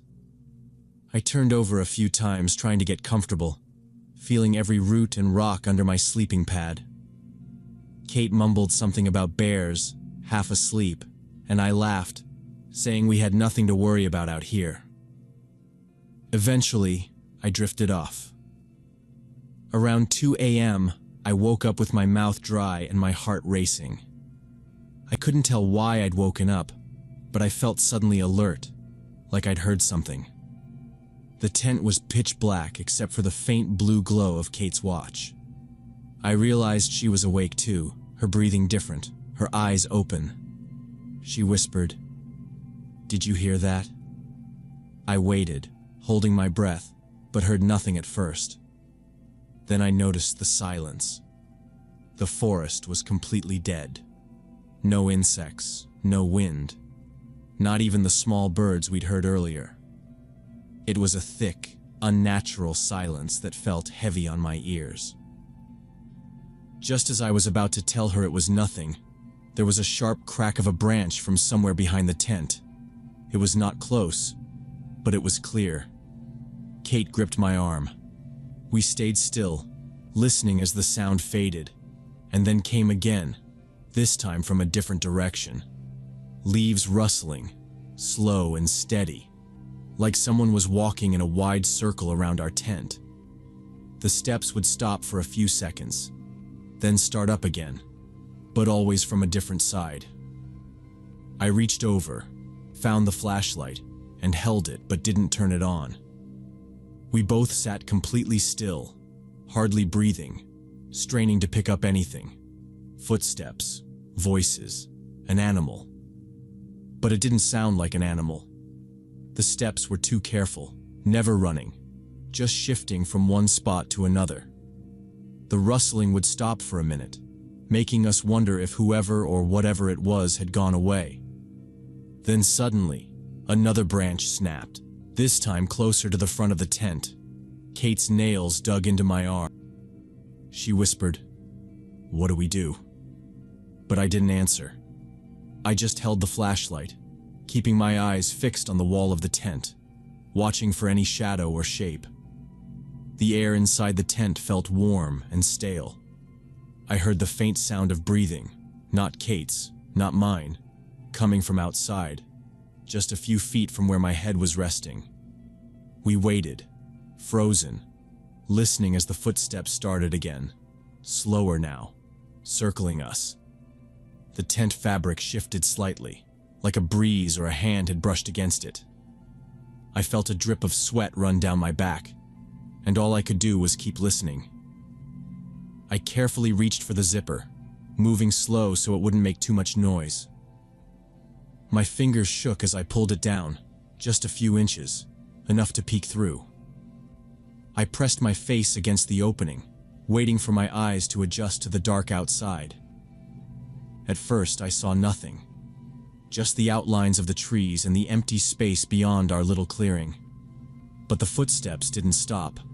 They moved in a wide arc, never coming straight toward us, always staying maybe 20 feet out. The crunch of leaves and the crack of twigs kept going, steady and slow, like someone pacing in a careful circle. I held my breath, staring out into the shadows, trying to pick out a shape, anything that looked like a person. Nothing moved, but the sounds made it clear. There was someone out there. The steps would go quiet for a bit, then start again from another spot, closer or farther, but never all the way gone. Kate didn't say anything, just squeezed my arm and watched the tent wall with wide eyes. We waited, frozen in place. Every muscle in my body hurt from staying so tense. After about 30 minutes, I was sure it wasn't any animal. Deer don't move like that, always pausing and changing direction. A bear would have come crashing through, or at least made a lot more noise. This was different. Someone was taking their time, making sure we knew they were there without ever revealing themselves. At one point, I thought I saw something, a quick flash of movement between the trees, but it could have been my imagination. The pattern of footsteps was too controlled, almost like the person out there was waiting for us to do something. We didn't talk. We just listened, counting the minutes as the slow circling continued. Finally, the steps stopped. Everything went dead silent again. I kept my face at the opening for a long time, but there was nothing. Kate mouthed, "What now?" And I didn't know what to say. My hand was sweating on the flashlight. I heard a little rustle near the back of the tent, but then it faded away.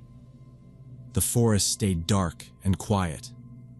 We stayed completely still, not even breathing deep, just waiting for the next sound, the next movement. Kate leaned close and whispered that we needed to leave now. She was right. I nodded, and we moved fast but careful, rolling up our sleeping bags and shoving them in our packs, grabbing only what we needed: phones, wallets, keys, flashlight. Every sound we made seemed too loud, like we were giving ourselves away. I kept looking at the tent flap, expecting to see someone's shadow block out the moonlight. The silence outside made it worse. The steps had stopped, but that just made me more certain whoever was out there was watching, maybe even closer now. We didn't talk. We worked by the light of my phone, turning it on for just a second at a time. I zipped up my backpack, slung it over my shoulder, and signaled to Kate. We both crouched by the entrance. I unzipped the tent all the way, trying to stay quiet. I listened again. Nothing. The air was still, the trees unmoving. I stepped out first, sweeping the flashlight in a low arc across the ground. Nothing but pine needles and a few rocks. Kate followed, close behind. We left the tent and everything else behind and started walking back along the narrow trail that led to the parking area. The beam from our phones was weak, barely lighting the path in front of us. I kept looking over my shoulder, expecting to see someone following. Every crunch of our boots sounded like an alarm. We tried to move as quietly as we could, but branches snapped underfoot, and the brush rustled as we pushed past it. The trees seemed to close in, turning every shadow into a possible threat. After a few minutes, I realized how far we really were from anyone. The nearest campground was miles away. The dark was so thick it felt like we were walking underwater. Kate whispered, "I think someone's behind us." And I turned, but saw nothing. Still, I couldn't shake the feeling we were being watched. Sometimes I thought I heard footsteps on the trail behind us, matching our pace. But when we stopped, it went quiet. The 40-minute hike back felt like it lasted all night. Every sound made me jump. A bird flew out of a bush and we both nearly screamed. Once, a stick cracked somewhere off to the left and we froze, lights off, holding our breath. We waited for a minute, then moved on. The trail twisted through the woods, and the little bit of moonlight disappeared as clouds moved in. My hands were shaking so bad I could barely hold my phone. Kate kept looking over her shoulder, sometimes walking backwards for a few steps before turning around again. We never saw anyone. But we never stopped feeling like someone was out there, moving just out of sight. When we finally saw the dim outline of the parking area through the trees, I almost ran. But I made myself slow down, trying to look calm in case someone was waiting by the cars. When we stepped into the lot, I noticed right away there were 2 extra vehicles parked nearby. They both had local plates. They hadn't been there when we'd arrived. Kate squeezed my arm and whispered, "Go." So we hurried to our car, unlocked it, and threw our bags in the back. I got behind the wheel, locked the doors, and started the engine. Kate watched the other cars, her hands shaking, but nobody moved. The windows were fogged. The parking area was dead silent. I backed out, headlights sweeping across the other vehicles. No one was inside that I could see. I pulled out onto the road, trying to stay calm, but as soon as we were back on the highway, I pressed the gas. We didn't stop until we found an all-night gas station about 30 miles away. We parked under the bright lights near the door, surrounded by other cars and people. I turned off the engine but left the doors locked. We decided not to try another motel. We reclined our seats and tried to get some sleep, but every time a car pulled in, I woke up and checked the mirrors. I kept seeing shadows moving in the corner of my eye, even though it was just people getting gas or walking inside. Kate didn't sleep either. She just stared out the window, clutching her backpack. The next morning, we went inside to get coffee and clean up in the bathroom. My hands were still shaking. While we were sitting at a table, a park ranger came in for coffee. He noticed our camping gear and struck up a conversation. We told him what happened, how someone had circled our tent, how there were extra cars at the lot when we got back. He didn't look surprised. He said that area sometimes had problems with thieves who targeted campers, especially people who camped outside the main grounds. He said leaving right away was the best thing we could have done, and that others had reported similar stories over the last year. Some people came back to find their gear gone. Others saw people lurking around at night. The ranger shrugged, said, "You did the right thing.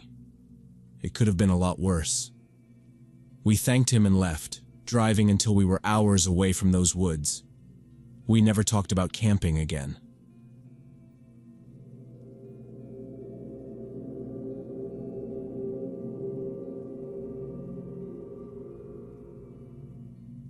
When I was 15, my dad, stepmom, and little sister Grace went on this ski trip out to a mountain resort in Colorado.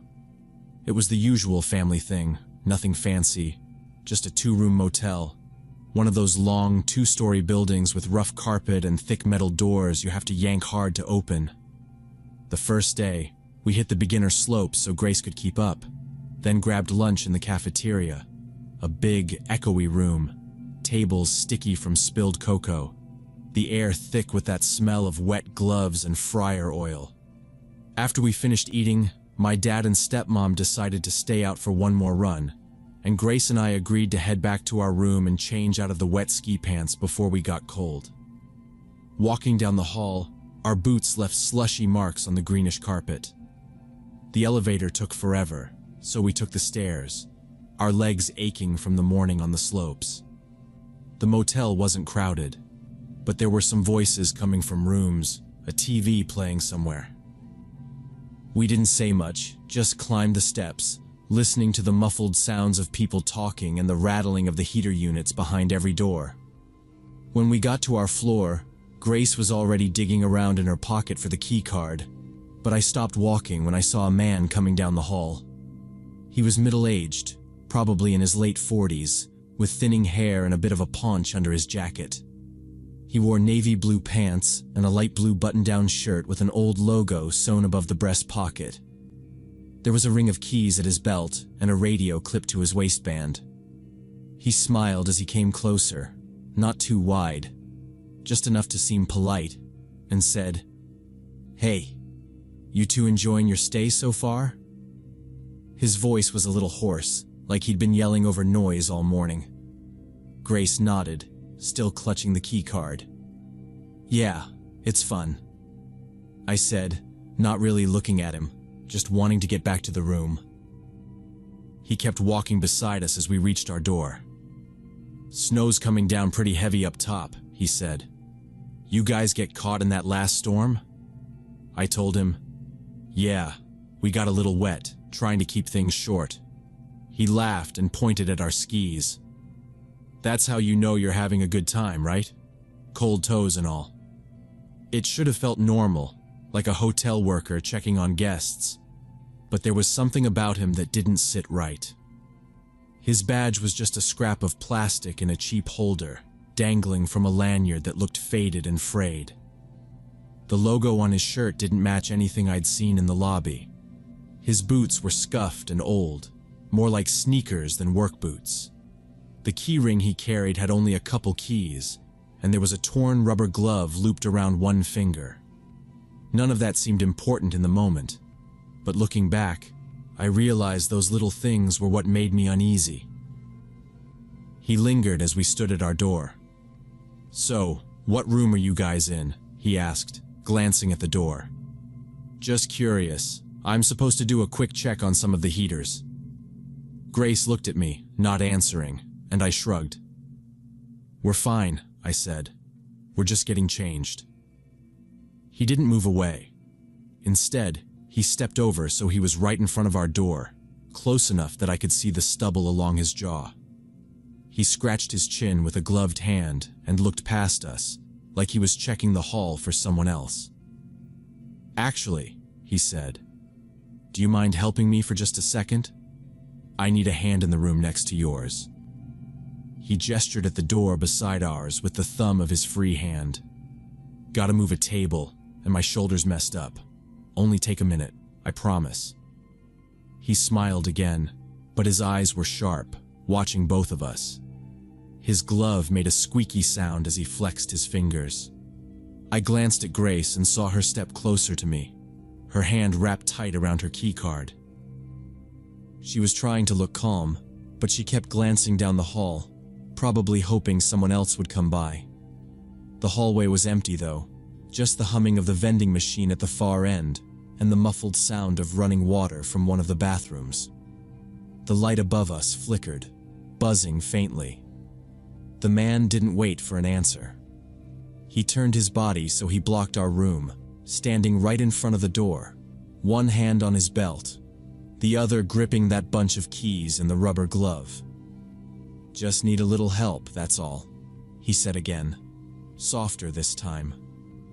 I noticed his shirt was untucked at the back, and there was something bulky in his pants pocket, like a screwdriver or a tool.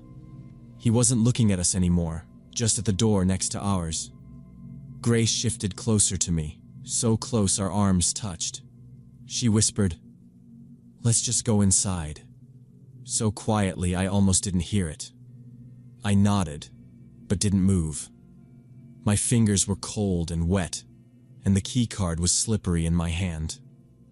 The man stepped even closer, closing the gap between us and our door. He didn't look angry, just expectant, like we were supposed to do what he asked. The hall felt much smaller now, the walls too close, the carpet stinking of old water. I kept my eyes on his hands, watching how he twisted the glove and the keys around, never letting go of either. Grace's breathing sounded louder, faster. The man reached out, touched the wall next to our door and said, "Seriously, it'll only take a second. You seem strong, kid. Could really use a hand." He grinned, showing crooked teeth. Grace pulled my sleeve. I didn't say anything. Neither of us moved, just stood there while he waited. I cleared my throat and said, "Sorry, we can't. We really need to get changed." My voice sounded thin in the empty hallway. I tried to keep my tone polite, but firm, just like my dad had told me to do with strangers who seemed off. The man's face stiffened a little, his smile fading, and he stopped fidgeting with his keys. "It's just a quick favor," he said. "I've already started. It won't take more than a minute. You won't get in trouble, promise." He leaned in, lowering his voice. "Come on, I really need a hand." He was still standing in front of our door, not budging. The friendly attitude from earlier was gone, and now there was something tense about him, like he was holding in frustration. He glanced over his shoulder as if checking to make sure no one was coming, then back at me and Grace. "It's nothing. Just have to shift a little table," he said again, his voice flat. The hall was still empty, no one coming or going. I felt Grace's hand shaking on my arm. The man kept looking at us, staring way too hard, and my whole body tensed up. I shifted my weight, blocking Grace with my arm. "We really need to go inside now," I said. He didn't move. Instead, he took a step even closer, close enough that I could smell old sweat and something chemical, maybe cleaning fluid. He looked at me for a second like he was about to argue, then reached for the door handle, fingers wrapped tight around his keys. His eyes flicked up and down the hall again, face tense and impatient. Without thinking, I shoved Grace behind me and grabbed the door handle first. I yanked the door open and pushed Grace into the room, nearly tripping over her boots as we tumbled inside. I slammed the door shut behind us and twisted the deadbolt as hard as I could. My heart was pounding so loud I could barely hear anything for a second. The man outside didn't yell, but his voice came through the door, low and angry. "Hey, I'm not finished. Just open up. I need a hand, that's all." He knocked twice, sharp and fast, then started jiggling the handle, harder each time. Grace sat on the bed furthest from the door, hugging her knees.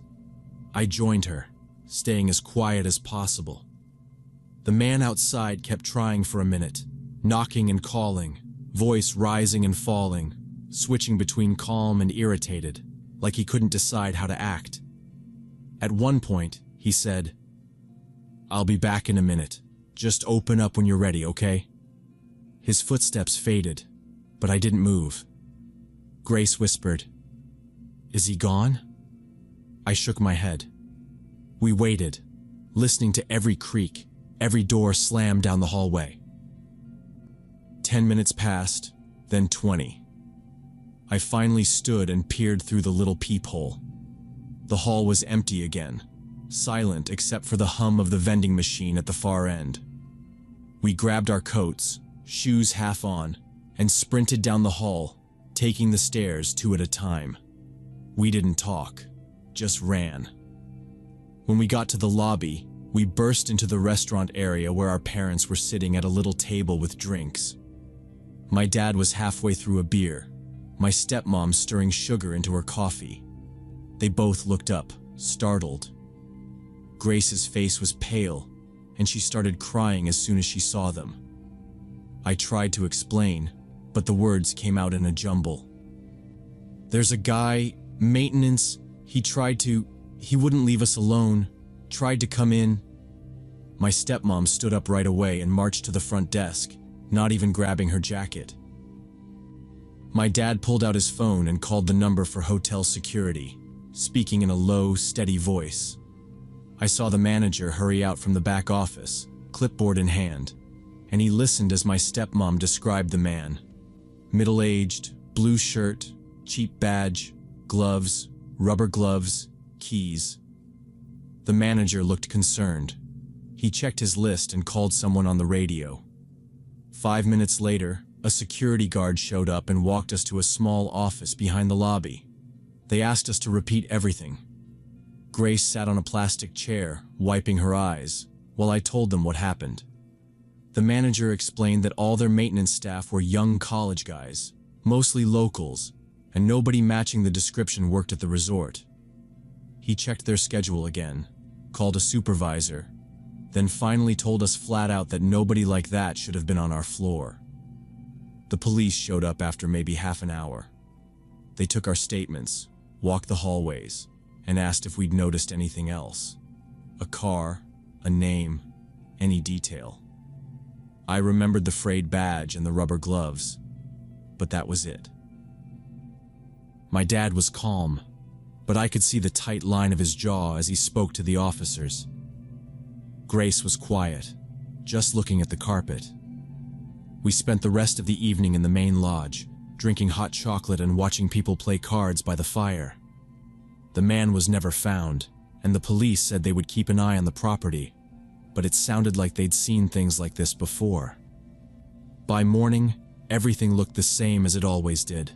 Skiers coming and going, parents laughing with their kids in the breakfast room, the lobby full of people heading out for the day. But I kept watching every stranger who walked by, checking every face, every maintenance badge. On the drive home, Grace fell asleep in the back seat, and my dad told me quietly that I did the right thing by trusting my gut, not letting anyone into the room. I kept thinking about how close we'd come to something bad, how easy it would have been to just go along with someone who acted like they belonged.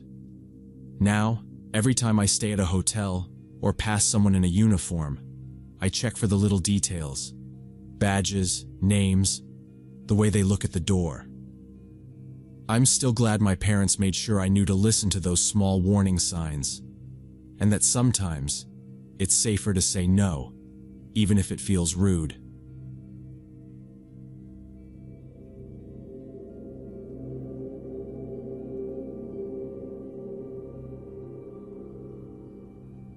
Last September, I drove out to Mount Hood National Forest for my annual mushroom hunt.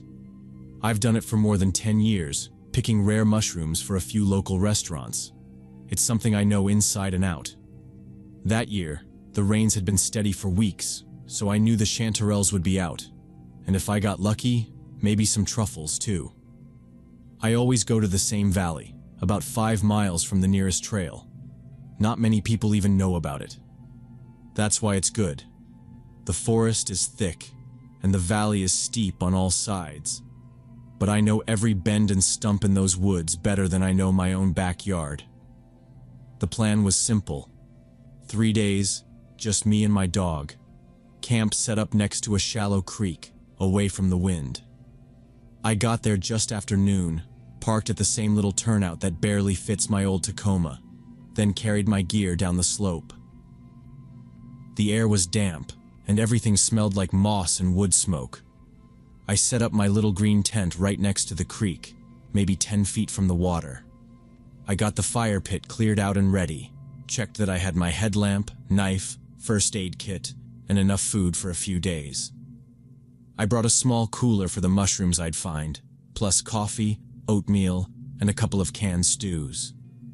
I travel light, and I have routines for everything. Once the camp was set up, I took a walk to check for any animal sign or tracks. Nothing but deer prints and squirrel holes. No sign of other people.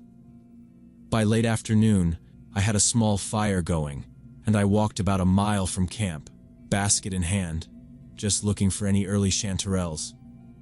I found a few, but nothing much. Just enough for dinner. I didn't see or hear a soul. The forest was quiet. Just water and distant birds.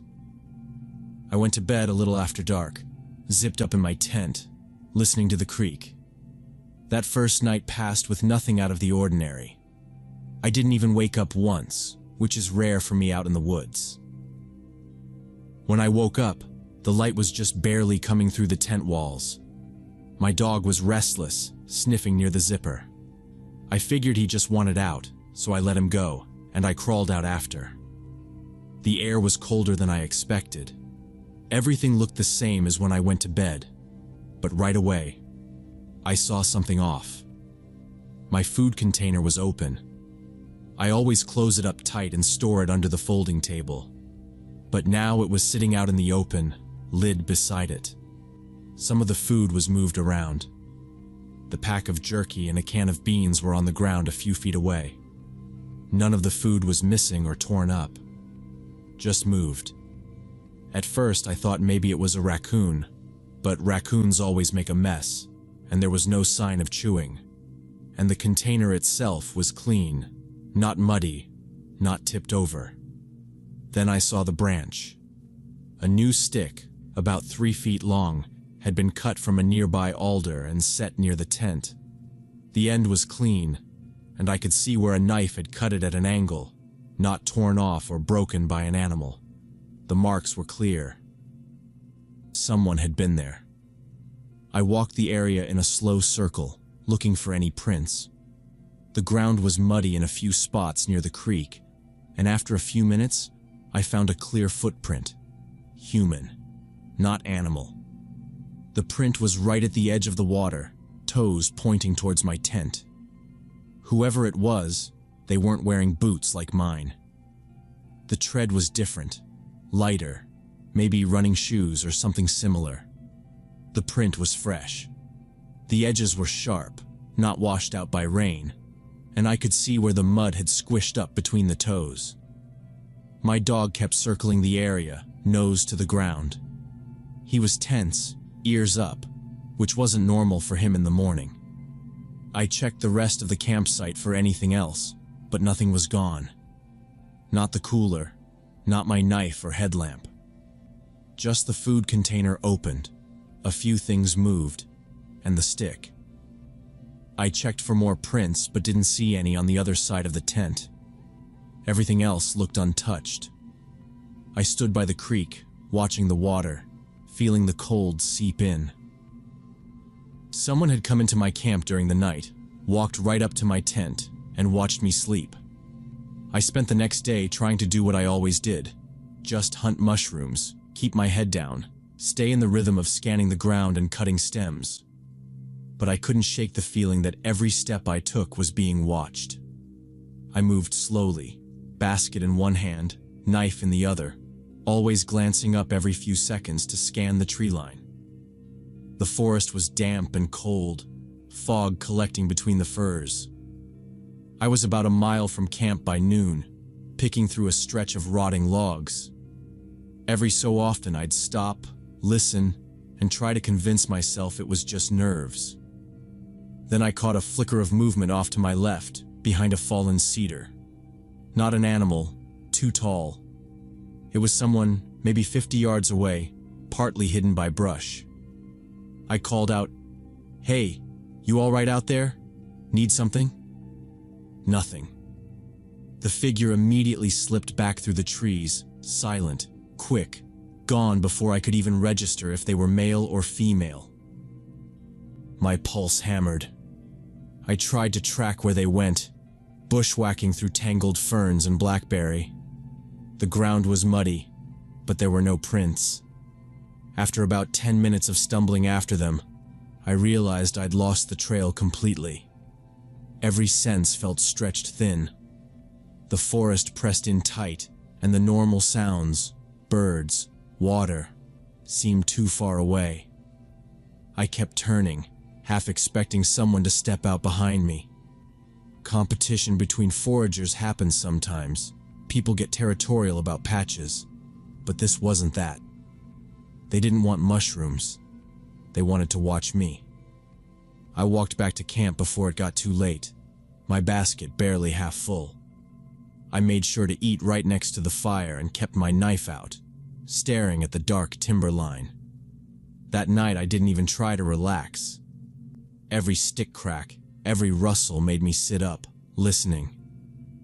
The third night, I barely slept. I stayed zipped in my bag, holding my flashlight and listening, heart pounding at every distant snap or the soft plop of water on leaves. My dog slept at my feet, occasionally raising his head and sniffing. I counted the hours until morning. At dawn, I forced myself to get up and break down camp. The fire was out, the fog had rolled in heavy, and my hands shook as I packed my gear. When I circled the camp one last time, I stopped cold. By the base of a fir tree, just 10 feet from my tent, was a small pile of rabbit bones, They'd been picked clean, not a scrap of fur or meat left, and were arranged in a neat little pyramid. I hadn't seen them the night before. This wasn't animal sign. This was deliberate. A warning. A message. Whatever it meant. My stomach twisted. I kept scanning the woods, expecting to see that figure watching from the brush. I packed up faster than I ever have in my life, shoving my gear into my backpack, not caring if I left anything behind. The air was thick and cold.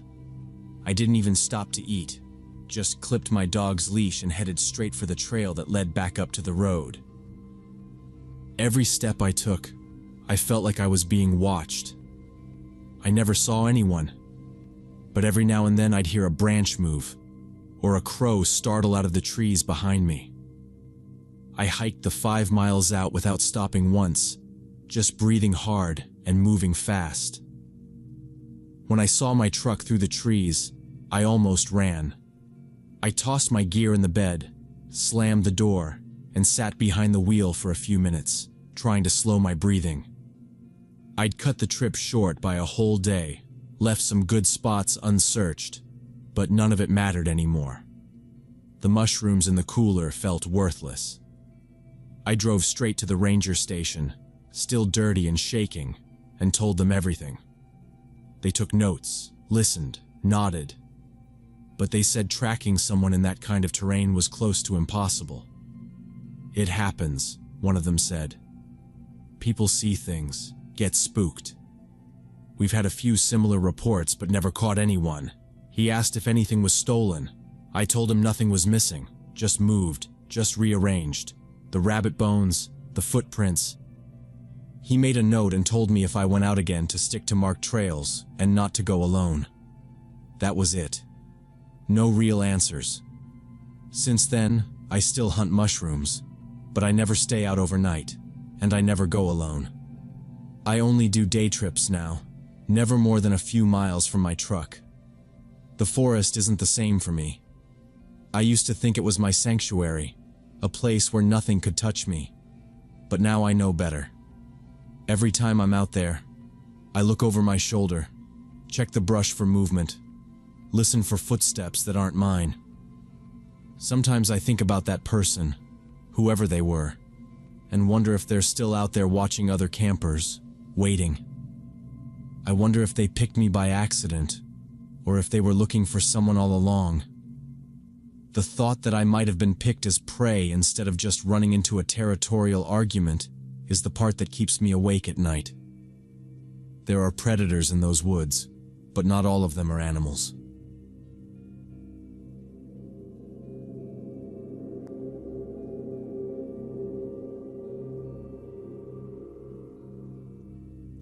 When I was 19, I was in my first year of college, living in a dorm on campus in Vermont. I didn't have a car, so most of the time I walked everywhere or got rides from friends. I didn't date much in high school, but I was trying to put myself out there a little more. My friend Kelsey was the one who set me up with Trent. She said he was a good guy, super smart, already a second-year med student at UVM, and that I'd like him. I didn't know much about him except what Kelsey told me, but when he texted me, he was polite and sounded easy to talk to, so I said yes to a coffee date. He picked the place right on campus. When I showed up, I recognized him right away. He was tall and well-dressed, hair slicked back, expensive watch. He smiled at me as soon as I came in, stood up, and pulled out my chair. The coffee shop was busy but not too loud. We talked for over an hour. He was easy to listen to. He told stories about growing up in Connecticut, how his parents worked hard so he could be the first doctor in the family. He joked about how med school was tough, but he was sure he'd make it because he wasn't afraid of blood or sleepless nights. He asked me questions about my major, what I wanted to do after college, and I told him I was undecided. He didn't seem to judge. He paid for both our drinks, and afterwards we walked outside together. He pointed out his car, a black Mercedes SUV that was parked in the lot behind the library. I remember noticing it because it stood out. Almost no one had a car like that around here. He said it was a gift from his parents, that they wanted him to look the part for med school interviews and research jobs. I just said, "That's really nice." And he shrugged like it was no big deal. He offered to drive me back to my dorm, and I said no thanks, wanting to play it safe. He didn't push, just smiled and said he'd text me. That night, he messaged and thanked me for the date. He asked if I wanted to do something more special for our second date, something we'd remember. He suggested going out to a lake he knew up in the mountains, a little ways from campus, where you could see the stars. He said he'd bring a blanket and some snacks, and we could just sit by the water and talk. I liked the idea. It sounded sweet, and the forecast was clear for Friday night. I said yes, and he was already planning what time to pick me up. I told Kelsey, and she teased me about being whisked away on a romantic adventure by a med student. I didn't see anything to worry about. Friday evening came. I wore jeans and a sweater, packed a hoodie just in case, and brought my phone charger. He texted when he was outside. When I came down, his SUV was spotless, and he was waiting by the passenger door, holding it open. There was music playing quietly, some classic rock. He said I looked nice, and I just laughed. He had everything mapped out, told me we'd stop by a drive-thru to get coffee, then head out on the highway. It was getting dark when we left, sun just dipping behind the trees. We made small talk as we got onto the main road, and I watched the college town fade in the rearview mirror. He seemed relaxed, smiling, telling stories about some of the weird patients he'd seen during his clinical rotations. I laughed along and sipped my drink. I noticed how clean the car was, like he'd just had it detailed. There was a backpack behind his seat, some books stacked on the floor, a folded-up Vermont map on the dash. I looked out the window as we drove past small towns and farms, heading north toward the hills. We got onto the highway and the streetlights started to disappear. There weren't many other cars out. The GPS on his dash said another 45 minutes. I remember thinking how nice it was, the empty road, the stars already showing up, and his music playing just loud enough to fill the silence. Every once in a while, he'd ask me a question, but mostly he just drove. I thought he was being thoughtful, giving me space to look out at the mountains. It didn't feel strange. Not yet. But after about an hour, something small made me look over my shoulder. I was stretching my legs and happened to glance into the back seat. That's when I saw the rope. It was coiled neatly on the floor behind the passenger seat. Thick white rope, maybe 15 feet long. It stood out because everything else in the car was so clean and organized. There was nothing else back there except his backpack and some papers. I stared at it for a second, trying to remember if it had been there the whole time. I tried to sound casual when I asked, "Hey, what's the rope for?" Trent didn't look at me right away. He kept his eyes on the road and said, "Oh, just some stuff for a project at school. We have to do these practice knots for the surgery club." Then he changed the subject, asking what kind of music I liked. His voice was flatter than before, and he turned the volume up a little. He didn't smile again after that. He just kept his hands at 10 and 2, knuckles white against the wheel. The conversation got awkward. I tried asking about his classes, but he answered in short sentences, never looking away from the road. We drove in silence for a while. I looked at my phone, but there was no signal, only the little SOS in the corner. The highway was pitch dark except for our headlights and an occasional car going the other way. Every minute, I started feeling less sure about where we were going, but I didn't want to overreact. I watched the clock, tried to keep track of turns, but we just kept climbing higher into the mountains. It was hard to see any signs or landmarks in the dark. When he finally turned off onto a smaller road, gravel popped under the tires. There were no lights, no other cars. He didn't say anything, just followed the GPS. I asked if we were almost there, and he just nodded. My hands felt cold. The farther we went, the fewer houses there were. Eventually, we pulled into a clearing surrounded by trees. I could barely see the sky above the branches. He parked at the edge of an old wooden overlook platform. There was a rusty guardrail, broken in places. No cell service, no streetlights. He turned off the engine and sat there, staring straight ahead. As soon as Trent put the car in park, he turned to face me, shifting his whole body so he was between me and the door. The easy smile he'd worn all night was gone. Instead, he looked at me with a completely flat, careful stare. He said very quietly, "You have two choices. Either we do this now, or I leave you here by yourself. It's a long way back. You won't make it out before morning." The way he said it, there was no room for questions. He sounded like he was reading a script he'd practiced 100 times. He glanced at my phone on my lap and shook his head. No signal. I made sure. He didn't raise his voice. He didn't act angry or impatient. He was just stating facts, watching me for my reaction. I felt myself start to shake but tried not to show it. I looked past him, out at the woods, trying to see if there was anything out there. Maybe a path, a house, a light. Nothing but black trees and that broken old platform. I thought about opening the car door and running, but my mind was already picturing him catching me before I could get 10 steps. He didn't move, just sat there, hands on his knees, waiting for me to answer.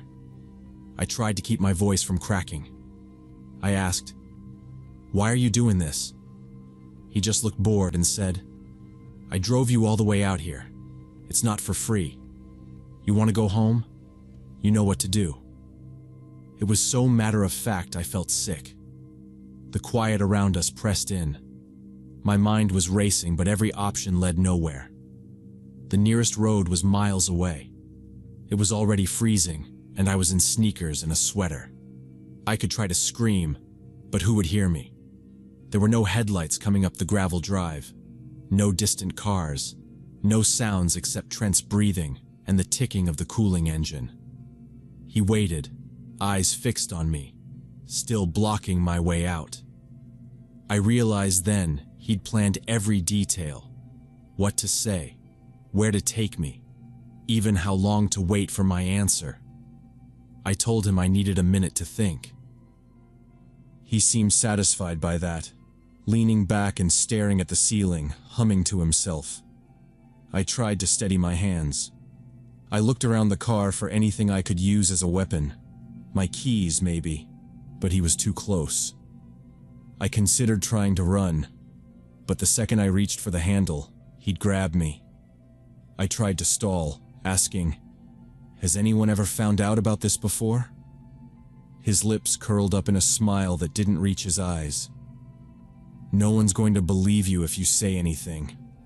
I've done this before. Most people just want to get home." He said it like he was talking about some business deal, not what he was threatening to do. He went on, talking more to himself than to me. "It's simple. You get a ride, I get what I want. That's how it works." He described meeting girls, how some of them tried to fight him or run, how it never worked out for them. The way he talked about it, there was no shame, just routine.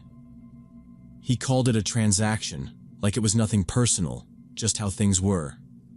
I kept nodding, pretending to listen, all the while trying to come up with anything that might change what was about to happen. But the truth was, I saw no way out. In the end, I agreed. There wasn't a single other option. I told him I'd do what he wanted if he'd promised to take me home. He looked satisfied, unlocked the doors, and leaned back, waiting. I forced myself to go through with it, just trying to keep breathing, focusing on the idea that if I survived, I could warn other people. The night air was freezing and silent, and I felt like the world outside the car was even colder than what was happening inside. He was businesslike, barely even spoke once he got what he wanted. On the drive back, Trent acted like nothing happened. He hummed along to the radio, tapped the steering wheel, eyes fixed on the road. I stared out the window, watching the mountains and forests pass by, trying not to cry. I just wanted to get home. We stopped once at a gas station restaurant, and he told me to freshen up. I took my phone, locked myself in the bathroom, and texted Kelsey everything. Where I was, what happened, how dangerous he was. She replied immediately, promising to come get me if I needed it, and to warn everyone she knew. I stayed in the bathroom until I was sure he was paying for coffee and not watching the door. I waited until a couple came in, then slipped out and got into the car. I barely spoke on the ride back. He dropped me at the corner near my dorm and drove off without looking back. That night, I stayed at Kelsey's room. She let me sleep there, and by morning, half our friend group knew what happened. Kelsey started messaging everyone she could, telling them to avoid Trent. Other girls came forward, saying he'd been creepy or pushy, but never anything like what I described. I never went to the police. I told myself it was because I'd consented, even though I hadn't, not really. It was just survival. I didn't want to answer questions, to have people look at me like I'd made it up or done something wrong. For the rest of that semester, I saw Trent a few times on campus, always from a distance. He'd look right past me. I never spoke to him again. Sometimes I'd hear rumors about him dating someone new, and I wanted to say something, but I couldn't. My friends did what they could, spreading the word quietly. I changed my routine, avoided walking alone at night, stopped trusting rides from people I didn't know well. Sometimes I'd see his SUV parked near the med school, spotless and black, and I'd feel sick all over again. Looking back, I know he counted on me staying silent, on everyone else staying silent too. That's how he kept getting away with it. He didn't need to hide in the shadows or use weapons, just dinner dates, coffee shops, and the right words at the right time. I learned that not every predator looks like a monster.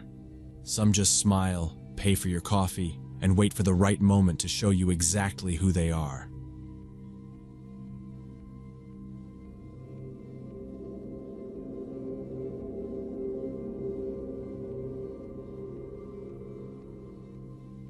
So last year I was living in a suburban area outside Phoenix, where houses are spread pretty far apart.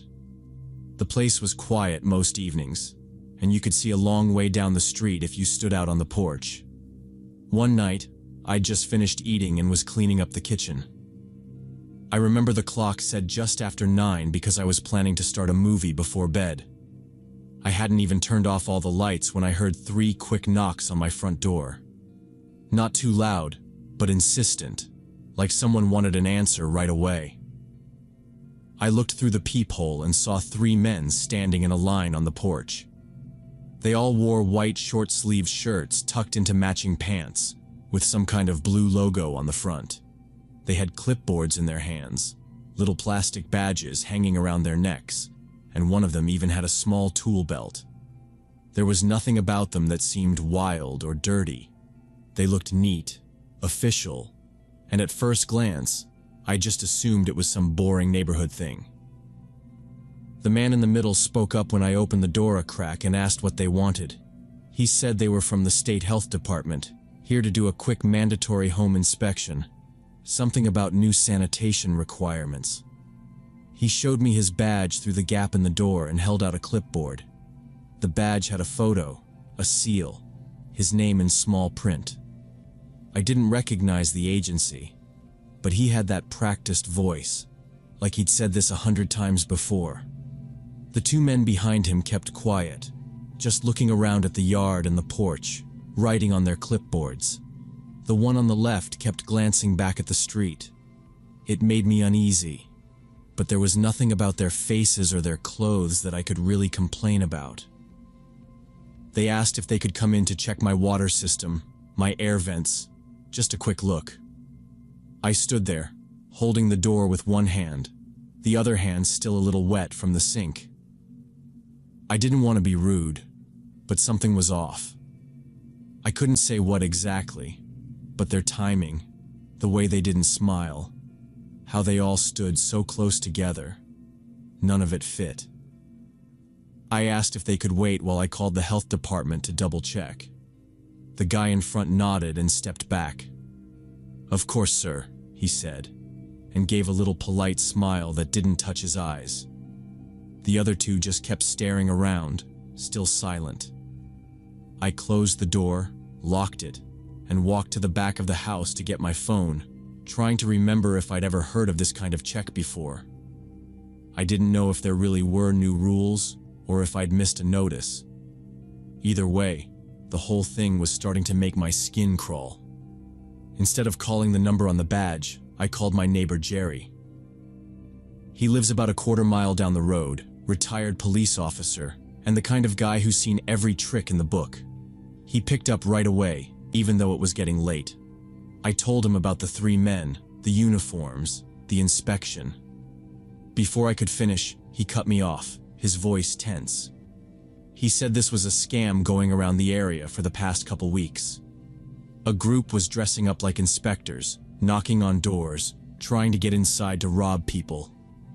He told me, plain as day, don't let them in, don't show them anything. Real inspectors never come out after dark, and they always call ahead first. He said if I wanted to be extra sure, I should ask for their vehicle ID numbers or official permits, but his advice was just to call the police right away. He repeated, real inspectors do not show up unannounced at night, ever. And if I saw anything else suspicious, I should call him, and he'd come right over.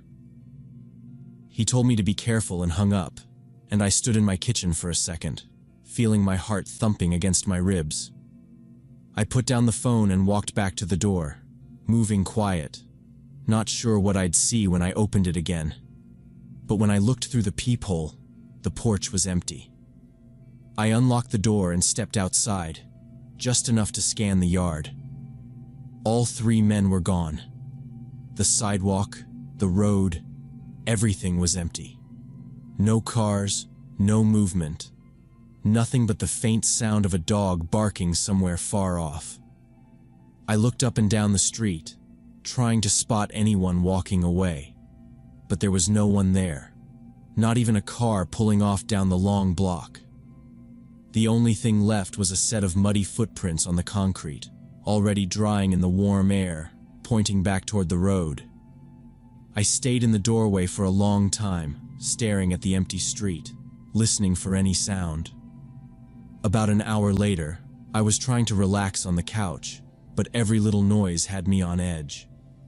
It was so quiet in the house, too quiet, and I kept glancing at the front window just to make sure no one was out there. At some point I got up and went upstairs, thinking I'd just go to bed early and get the night over with. I had started brushing my teeth when I heard something outside, a dull thump, not loud, but not normal either. I switched off the bathroom light and moved to the window at the back of the house. From the second floor, I had a clear view of the patio and the yard. The motion light out there hadn't come on, but when I used my flashlight, I saw movement near the sliding glass door. My heart sped up. One of the men from earlier was in my backyard, crouched low, prying at the door with a crowbar. He looked up at the house a couple of times but kept working, moving slow and careful, like he'd done this before. The other two men were further back, one near the big pine tree at the corner of my fence, the other closer to the alley. They were scanning the yard and the street beyond, watching for cars or people. I realized they must have circled around the block and come back through the field behind my house, using the darkness as cover. I grabbed my phone and hit the panic button on my security system, setting off the alarm. It started blaring through the house and the yard, loud enough to wake the whole neighborhood. I leaned out the window and shouted, I'm calling the police! The guy at the door froze for a split second, then dropped the crowbar and bolted for the fence. The other two turned and ran with him, jumping the back fence so fast they barely touched the ground. The flashlight beam caught their faces for an instant before they disappeared into the dark, slipping away between the trees and into the empty lots on the other side. I ran back down the stairs, still shaking, and locked every door in the house again. Then I called 911. The dispatcher kept me on the line while I waited for the police, and every minute felt like an hour. I watched from the front window as the red and blue lights finally swung into my driveway. 2 officers walked the yard with flashlights, checking around the fence and the patio. One of them pointed out the marks left on the sliding door, deep scratches where the metal had scraped against the frame. They collected the crowbar from the grass and took photos of everything, including the muddy shoe prints all over the deck. The officers said this kind of thing had been going on for months. A group of criminals dressed up like different inspectors, offering phony services to get a look inside homes. They always targeted houses that were isolated, ones where older people lived alone, or where it looked like there wouldn't be much trouble. The officers explained that during the day, the suspects made a list of houses, then came back late at night to break in. Sometimes they worked the same neighborhood for weeks, sometimes just 1 or 2 nights before moving on. The pattern fit exactly what had happened at my place. They said I was lucky I hadn't let them in, and that things could have turned out much worse. I nodded and thanked them for responding so quickly. After they left, I barely slept. I kept the lights on in the hallway and sat up in bed, listening for any sound at all. Even the house settling made me jump. Early that morning, I called a locksmith and had every exterior lock replaced. I bought extra security cameras and put up motion lights in the backyard. I also reached out to Jerry, and he suggested we start a neighborhood watch group. Within a week, a bunch of us were talking over group text and having regular meetings. People started sharing footage from their doorbell cameras and stories about anyone suspicious. Jerry even handed out flyers about how to spot fake IDs and what to do if someone claimed to be from an official agency. It didn't make the fear go away right away, but it helped knowing I wasn't alone.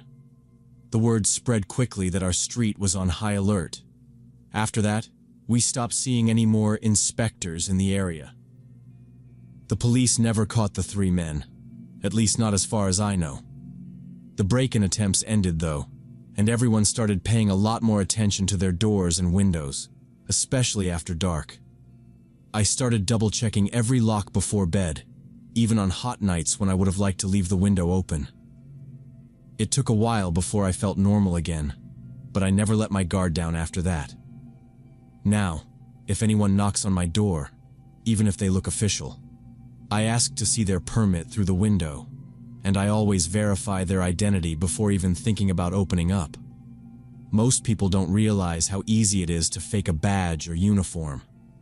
All that stuff can be ordered online for cheap, and it only takes a few seconds for a criminal to look legit. After that night, I stopped assuming that danger looked obvious, or that the worst could never happen on a quiet street like mine. These days, I trust my instincts more than politeness, and I never ignore a gut feeling that something is wrong.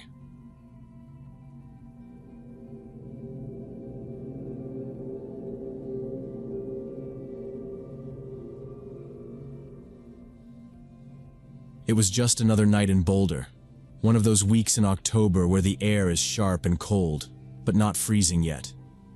Me and my 3 roommates, Jake, Ben, and Adam, had this little tradition to break up the pressure of classes and homework. After midnight, when the city quieted down and all the other students went home or to bars, we'd pile into Adam's old Subaru and just drive. No real plan, no map, just blasting music and talking crap as we curved through the mountain roads. Most of the time, we just stuck to the familiar routes, but that night, we wanted to try something new.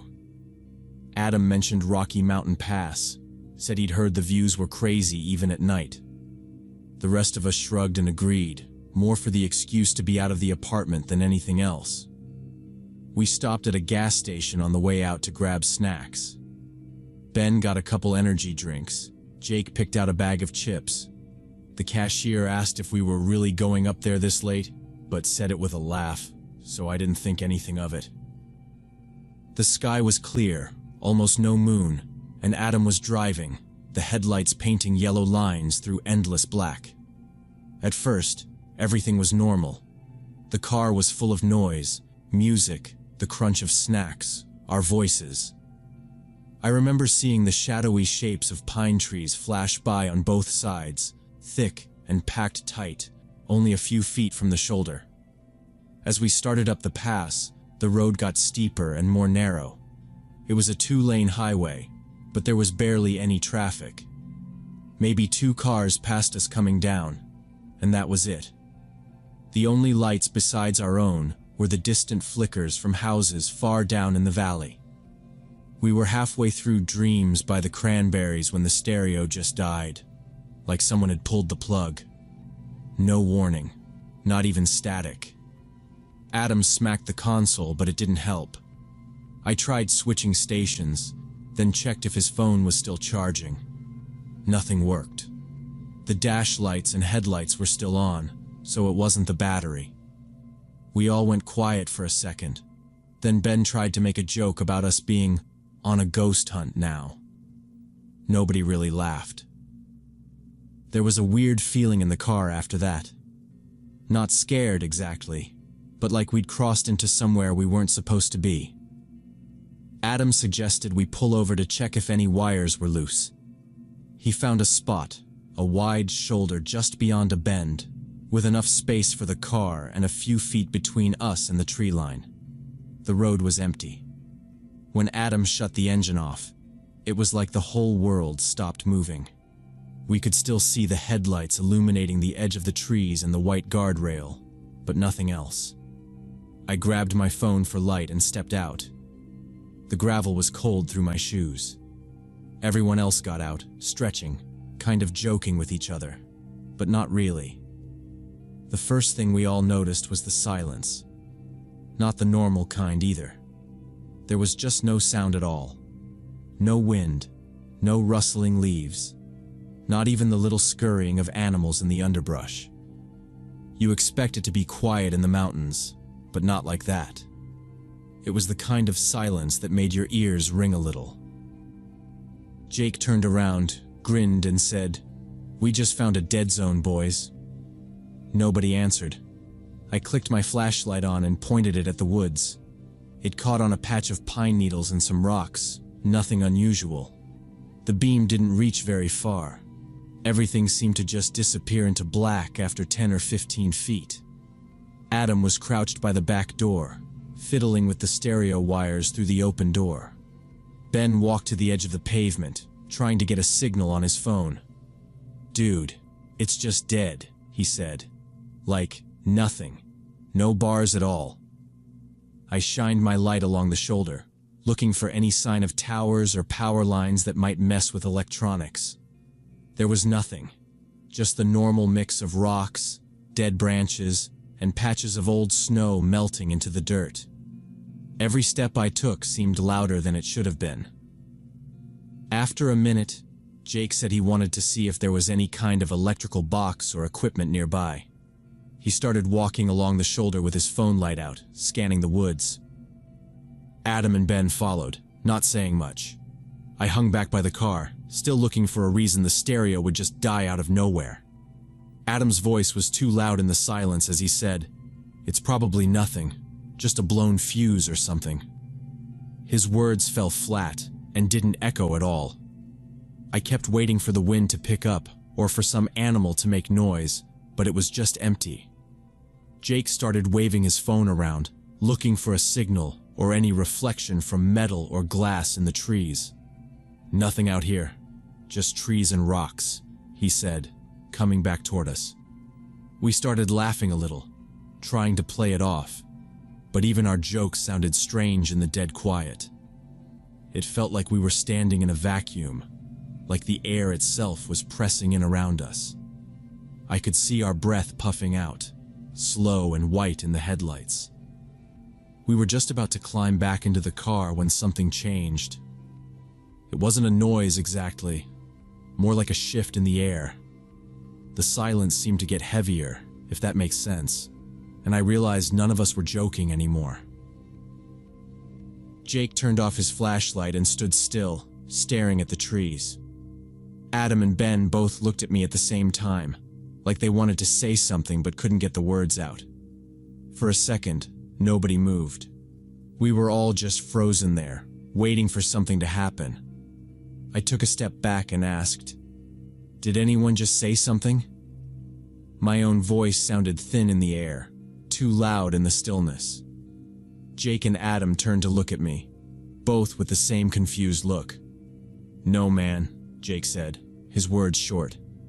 Sarah was hugging herself, looking over her shoulder. "Nobody's talking," Ben added. For a second, none of us spoke. Then, in the dark, we heard it. A voice, quiet and shaky, almost exactly like Sarah's, whispering, "What the hell?" But Sarah hadn't spoken yet. It came from somewhere in the trees. Then, a few seconds later, another voice, higher pitched, said, "Did you hear that?" Jake's words from earlier. The same words, but not from him. We all froze, staring into the black between the pines, trying to see anything that could explain it. The voices kept coming, spaced out by several seconds, repeating things we'd said 5, 10, even 30 seconds before. My own voice, the same uncertain tone, echoing back at me from the woods. Sarah barely breathed, and I could see the panic rising in her eyes. "What the hell?" she whispered, this time for real, but quieter than before. Immediately, from a patch of darkness on the other side of the road, the words came back. "What the hell?" The echo sounded off, not quite right, like someone else was forcing the words out of their mouth, but not quite sure how. Adam gripped the car keys in his fist, jaw clenched tight. Ben raised his phone, like he wanted to record the sounds, but then dropped it, too scared to move. We just stood there, backs close together, all staring into the dark. Nobody wanted to say anything, because every word came back at us, out of sync, from all directions. Jake tried to whisper, "Let's get out of here."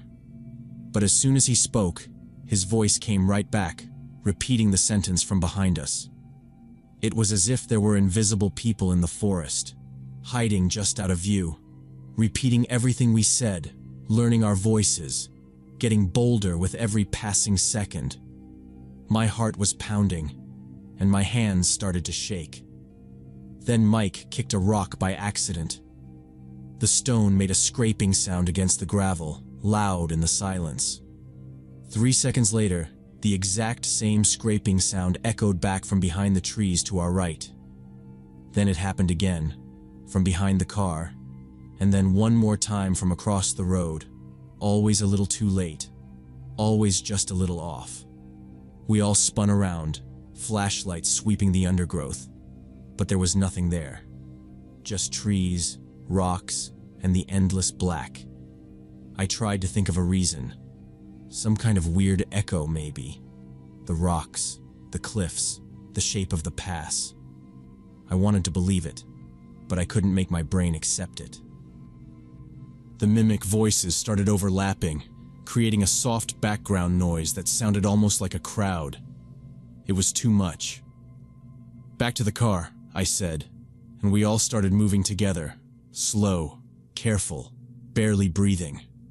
Every footstep, every scrape, every short, panicked word came back to us, sometimes from the left, sometimes from deep in the woods, sometimes right behind our backs. As we reached the car, I fumbled with the handle, yanked the door open, and nearly fell onto the seat. Sarah slid into the back, pulling Jake in after her. Ben and Adam dove for the passenger side. Adam's hands shook as he turned the key. The engine coughed once, then came to life. Nobody spoke. I kept my eyes on the road ahead as Adam threw the car into drive. As soon as we pulled away from the shoulder, the headlights sweeping across the trees, I realized the voices had stopped. For a few seconds, there was just silence. About 100 yards down the mountain, the car stereo crackled, then blared back to life, picking up in the middle of the song that had cut out. I almost jumped out of my seat. Outside, I could hear the wind again, the faint noise of insects, even a distant owl. The night felt normal. I looked at the others. Jake was staring straight ahead, eyes wide, hands gripping his knees. Sarah leaned forward, chin on her arms, not saying anything. Ben kept glancing at his phone, as if expecting something else to go wrong. Adam's face was pale, but his jaw was set as he kept his eyes glued to the winding road. We didn't say much on the drive back. Boulder was sleeping when we got there, the city lights soft and warm compared to the cold black of the mountain. Nobody wanted to be the first to talk about what happened. I just remember stumbling into my room and sitting on my bed, still hearing the fake voices in my head, the strange, delayed echoes following me out of the forest. The next day, I couldn't let it go. I spent hours searching online, typing in every combination of Rocky Mountain Pass voices, echo, sound weird, delayed echo, and so on. It took a while, but I finally found a few posts in some old hiking forums, people talking about the same thing, voices echoing back in the wrong order, footsteps doubled and tripled, weird stereo and phone problems. Some called it the ghost voices effect. Most said it was caused by the shape of the rocks and cliffs around the pass, bouncing sound around in unexpected ways, sometimes delaying it by several seconds. A few even said the same thing happened to their car radios. Dead spots, then everything back to normal after leaving the area. Knowing the science made me feel a little better, but not really. We never went back, even though we all told ourselves it was just a freak of nature. Sometimes, the things that stick with you aren't the things you can't explain. They're the things you understand, but still can't forget.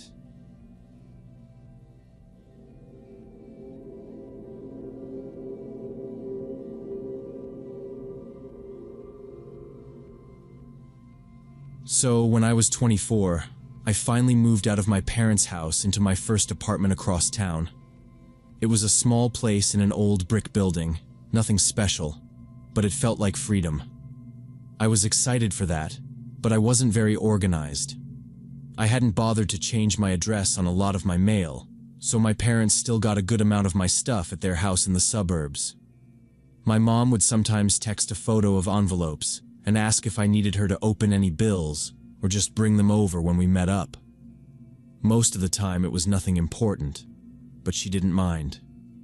It was the kind of thing I meant to fix, but there was always something else going on, and I was lazy about paperwork. My job was stressful, and I didn't get home until after 8 most nights. I didn't go out much on weeknights. Sometimes I called my parents if I was bored, but most nights I just watched YouTube and went to bed. The neighborhood was quiet, just a few blocks from a busier street. I kept my door locked, and after the first week or so, I stopped thinking about living alone. One Tuesday night, it was almost 1:30 a.m., and I was half asleep, kind of drifting, when my phone started vibrating on the nightstand. It was my dad. I answered, thinking something must be wrong, because he never called late like that. He sounded out of breath, panicked. He said, "Are you okay? Where are you?" I said I was home, in bed. What was going on? He said some guy had come to their house, pounding on the front door, ringing the bell over and over. He sounded really freaked out. I got up and went into my kitchen, just out of habit, because it was brighter and I felt more awake standing up. My dad said the man at the door was yelling my name, my full name, which already made him nervous. This guy kept calling it out, pounding with his fist, and then ringing the bell again. My parents' street is quiet at night, and my dad said it sounded like the guy wanted to wake the whole neighborhood. He kept saying he needed to talk to me and that my boyfriend Jason was worried because I hadn't come home yet. My dad said the man used my last name too. He said, "Your daughter, is she here?" "Jason's been calling all night. He says she's missing." My dad told him, "I think you have the wrong house." But the guy insisted he was at the right address, reading my parents' street name out loud. My dad told me he looked out the window and saw the man was about 40, dark hair, wearing a leather jacket, kind of pacing back and forth on the porch, talking fast and waving his arms. He said the man didn't try to force the door or anything, but he wouldn't leave either. My mom was hiding in the hallway and wanted my dad to just call the police, but he waited because he didn't want to cause a scene if it was just some confusion. After a minute, the man started saying my name again, even louder, as if he was certain I was inside. My dad told him, "Look, she doesn't live here anymore," and then closed the door. But the guy didn't leave. My dad watched from the front window. The man took a pack of cigarettes from his pocket and started smoking right there on the porch. He kept looking at his phone, then making calls, pacing up and down the steps, stopping to check the door again. It went on for 10 minutes. My dad said it felt a lot longer. My mom was getting more and more upset. Finally, my dad called the police, not knowing what else to do. I kept listening, not really processing all of it. The thing was, I hadn't been in a relationship for 2 years, and Jason was my ex from college. We'd broken up 5 years earlier, and the breakup wasn't friendly. We hadn't talked since. I hadn't mentioned him to my parents in ages, and I had no idea how anyone connected to him would know my parents' address, let alone show up in the middle of the night. My dad said he told the police everything, but by the time the patrol car pulled up, the man was gone. He'd gotten into a dark sedan parked a little down the street and drove away before the cops arrived. The next morning I drove over to my parents' house. It was cloudy, early, and the streets were empty. Just the sound of a few cars and sprinklers starting up. I pulled up slow and sat in my car for a minute, just looking at the house, but everything seemed normal. The mailbox was shut. The front steps were dry. Nothing was out of place. My mom opened the door before I even knocked. She looked tired, hair pulled back, still in her robe, and I could tell she hadn't really slept. We sat at the kitchen table and talked about it again. My dad went outside to look for anything the guy might have dropped, but there was nothing. No cigarette butts, nothing written on the sidewalk, no marks on the door. It was like it never happened. My mom said she kept thinking about the man's face and the way he kept looking at the windows. She said he seemed angry, not confused, like he was waiting for someone to come out. I asked about the police. They'd come by late and taken a quick report, but they hadn't found anything suspicious in the area. They told my parents that sometimes private investigators or debt collectors used old addresses or found information online. Sometimes, they said, people show up at odd hours if they think it's urgent. That made sense, sort of. But it bothered me. Who sends someone to a house at 1:30 in the morning for something that's not an emergency? And why use Jason's name out of everyone? My parents tried to act calm, but I could tell they were still rattled, especially my mom. She said she didn't want to stay alone that night, so my dad took the day off to stay with her. Before I left, I walked around the yard and checked the side gate and garage, just in case. Nothing was moved. The neighbors hadn't seen or heard anything. The only thing out of place was the uneasy feeling that hung in the air, like we were all just waiting for something else to happen. On my way home, I kept checking my rearview mirror, half expecting that dark sedan to appear, but the streets were empty. That night, I sat at my computer for a long time. It felt strange, but I decided to reach out to Jason on Facebook, even though we hadn't talked in years. I found his profile, which was mostly old photos and not much recent activity. I sent a short message. "Hi Jason, this is weird, but did you send someone to my parents' house last night? Some man showed up saying you were worried about me." I almost didn't hit send, but I did. I waited, scrolling through my old college group chats, seeing if anyone had mentioned my name or posted anything about me. But there was nothing. A few hours later, Jason wrote back. His message was short, but real. "Hey, what? No. I haven't talked to anyone about you. I didn't even know you moved. Are you okay?" I explained what happened, told him about the man, and how he used Jason's name. He replied, "That's not me. I never hired anyone. Maybe it's some mistake or old paperwork. Maybe someone found our names linked somewhere online." He suggested I check my credit report and make sure there wasn't anything weird going on. It was smart advice. I hadn't even thought about identity theft, but the more I did, the more nervous I got. The next day, I signed up for a credit monitoring service. Everything looked okay, but I went ahead and called a few places where I still had old accounts, utilities, my cell phone, my bank, to update my address. Most of them acted like it was no big deal, but one person on the phone asked if I'd moved back with Jason, and I had to explain that no, I hadn't. It was just another small thing that didn't fit right. I also spent a few hours searching my name and Jason's together online. There were a couple of old posts from college, an old group project, some social media tags, nothing recent. But it made me realize how much old information lingers online, even years after you think it's forgotten. I went through my social accounts, locking down privacy settings, deleting old posts, anything that showed my address or linked me to Jason.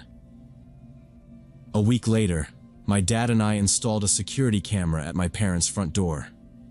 It was just a cheap one from the hardware store, but it pointed right at the porch and sent alerts to my phone if anyone showed up. I showed my parents how to use the app. My mom still jumped at every sound at night, but having the camera made her feel a little better. My dad said if anyone came back, he'd get the whole thing on video and call the police right away. Nothing happened after that. No strange cars, no calls, no one showed up. After a while, things went back to normal, at least on the surface. But I still thought about it whenever I checked the camera footage or saw an unknown car parked near my building. The way the man had known my name, my old address, and Jason's name bothered me. He hadn't seemed lost or confused. He'd seemed like he had a purpose, but none of his story made sense. Maybe it really was just a private investigator or some collector working from outdated data. Or maybe it was someone who'd gotten my name and Jason's linked from some old database or leak. But the hour he came, the story he told, the way he waited on the porch making calls, it just didn't add up. It felt targeted, even if I never found out why. Since then, I've been a lot more careful with my information. I change my passwords, use a P.O. box for anything important, and never leave old addresses tied to my name. My parents still live in that house, and nothing else weird has happened. But I always wonder if whoever that man was, he ever found what he was looking for. Sometimes, the scariest things aren't the ones that end with answers or closure, but the ones that never get explained at all.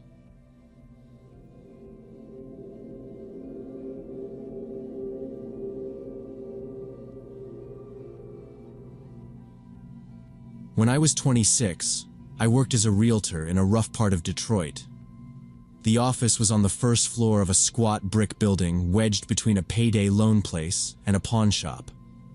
The outside windows were always streaked with grime from the traffic, and there was a heavy metal door that buzzed open when people came in. Most days someone else was there with me, but that Tuesday, it was just me. My coworker Melissa texted at noon saying she was out sick, and my manager was in Florida for the week. The phones were slow, not many calls. I'd spent most of the day answering emails, drinking burnt coffee, and shuffling papers around my desk just to keep busy. Outside, I could hear the traffic humming, cars blaring music, a couple guys yelling at each other across the street about something small. I looked at the clock every few minutes, hoping the hour would move faster. It was about 4 p.m., an hour before closing, when the front door buzzed and this guy walked in. I noticed him right away. He was tall, thin, probably 40 or 50, but with a rough look that made it hard to guess. His beard was uneven, and his hair stuck out under a faded army cap. His jacket had these dark, greasy patches, and he wore cargo pants that looked slept in. On his back, there was a big old backpack with duct tape around the straps. I could smell cigarettes and sweat before he even made it to the front desk.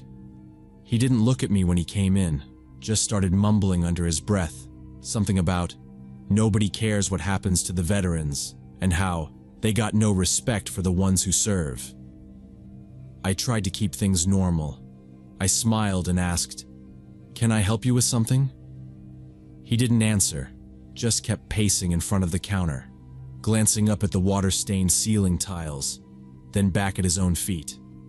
He fished around in his backpack, pulling out a rolled-up magazine and then shoving it back in. The whole time he was moving, his shoulders jerked, and every few seconds he'd stop and stare at the window as if someone was watching him from outside. I repeated myself, asking if he was looking to rent or buy a property, if he had a price range in mind, or a part of town. He looked over at me but didn't make eye contact. Instead, he kept mumbling, something about how the system was stacked and they always find ways to keep a man down. It was hard to tell if he was talking to me or just to himself. There was nobody else around, just the buzz of the old fluorescent lights and the heavy tick of the wall clock. I checked the phone to make sure it was close, but he was between me and the door, and I felt boxed in behind the counter. He started pacing again, faster this time, dragging his fingers along the edge of the front desk. I noticed his hands were dirty, his knuckles scraped up and raw. He stopped in front of a rack of rental brochures and stared at them like he'd never seen anything like it before. I felt this crawling sense in my gut that something was off. He wasn't drunk or high, not in any obvious way. Just lost and unpredictable, like his mind was somewhere else. I kept glancing at the clock, thinking if I could just wait it out, he'd get bored and leave.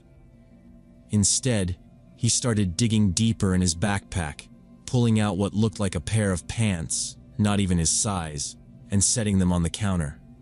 Then he took out a bundle of tangled cords, a phone charger, some old remote control, and a plastic bag with a cracked tablet inside. He lined these things up on the counter, talking to himself in short bursts. These are worth something, and people owe me, always taking. I asked him gently if he needed help, or if he was waiting for someone. He ignored that, his fingers moving restlessly from one item to another, finally settling on the tablet.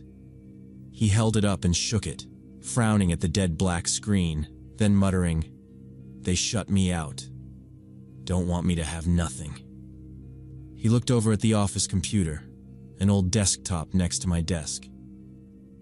His eyes went sharp for a second and he asked, "Can I plug this in?" He held up a weird-looking charger and pointed at the tower under the desk. I shook my head. "Sorry, we can't let people use the office equipment. It's company policy." I tried to sound polite, but inside I was tense. He didn't seem to hear me. He leaned over the counter a little, waving the charger and repeating, "It'll just take a minute. People got no reason not to help."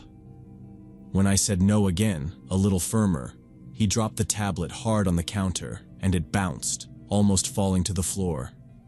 He started rummaging again, voice rising. He said, "You know, people owe me.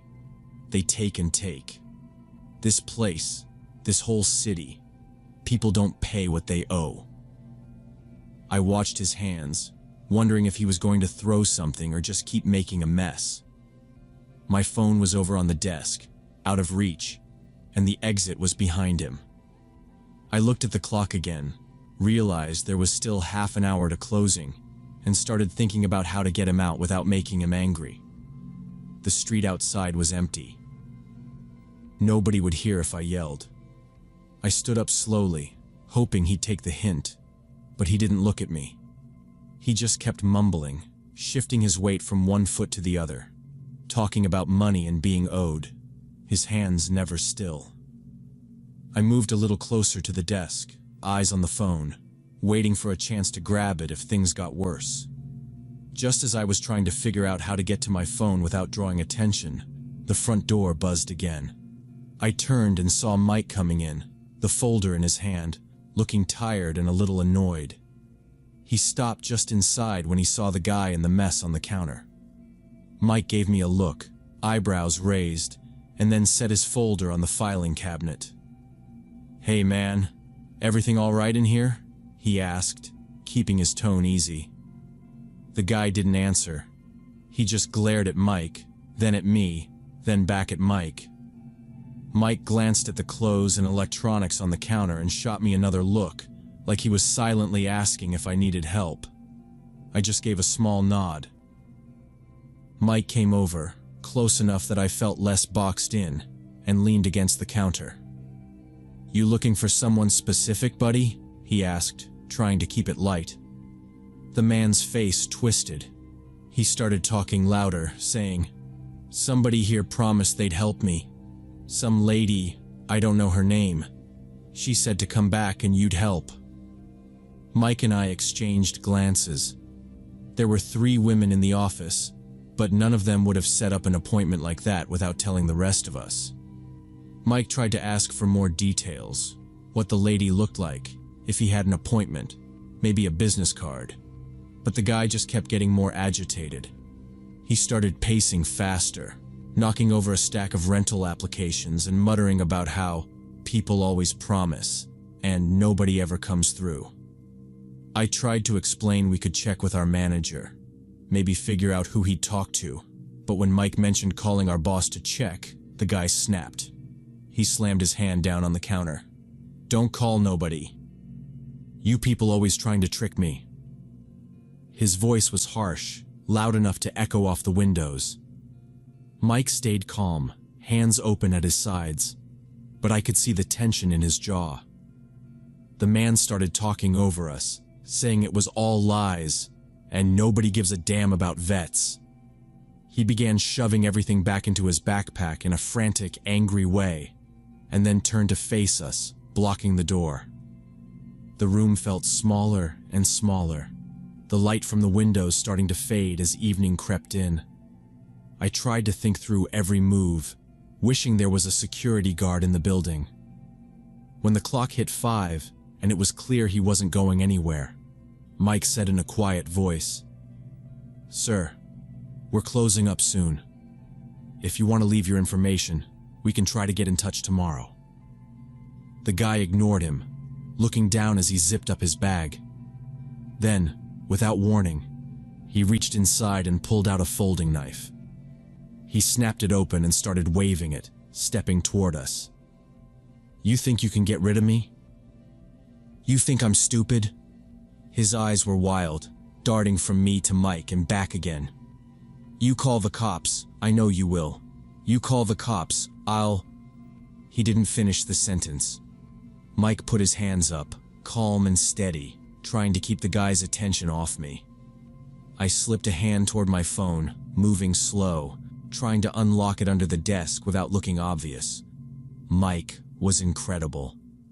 He started talking, his voice low and even. "Hey man, we're just trying to help. Nobody here's against you. You're not in trouble, all right? Let's just step outside, get some air." The guy shook his head, but Mike kept edging closer to the door, trying to draw him away from me. "Come on, man. Let's just go outside. It's stuffy in here." The guy wouldn't budge, but Mike kept at it, his voice steady, even as the knife waved in the air. I managed to text our manager, "Police needed, man with knife, call now." I didn't dare make a call myself. I watched Mike get between me and the knife, talking the whole time, saying, "Nobody wants trouble here," and "You don't have to do anything you don't want."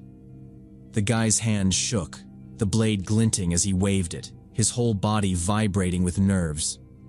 For a few minutes, nobody moved. I barely breathed, just waited and watched, phone still in my hand.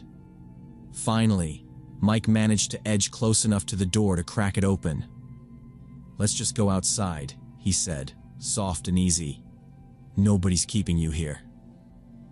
Suddenly, the guy spun and bolted out the door, turning right and running next door into the convenience store. He slammed the door and knocked over a rack of chips. Mike motioned for me to stay put and stepped out after him, keeping his distance. I heard yelling through the wall, then the slam of something heavy. I stood up, knees shaking, and went to the window.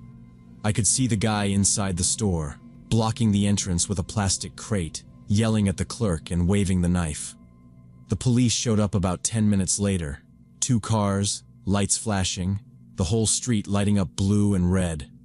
They moved in fast, officers at the front and back. I heard more shouting, something crashing, then the police pulling the guy out, his arms twisting behind his back as he fought them. He was yelling, "I'm owed! I'm owed!" They dragged him out to the squad car, the backpack falling open in the struggle. I saw the officers pull out another knife, a screwdriver, and a bundle of zip ties. I stood there watching as the officers talked to the store clerk and Mike.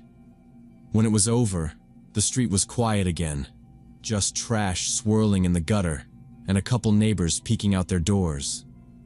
Later, the police told us the man had been causing problems in the neighborhood all week, trying to get money, threatening people, camping behind the buildings at night. He'd been picked up before, but never had weapons on him until today. They asked if I wanted to press charges, but I told them no. It was obvious he needed more help than jail could give. The DA filed charges anyway, because of the knife and the threats. The guy never came back to the office, and for a while after that, I never stayed there alone. Mike probably saved my life that day. For months after, I jumped every time the door buzzed or someone raised their voice in the hallway. I always kept my phone close, my keys in my hand, and the front door locked.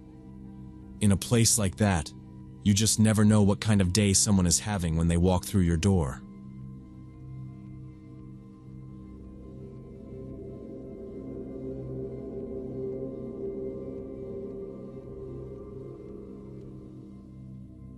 When I was 16, my parents bought this big, boxy house in an older part of Sacramento.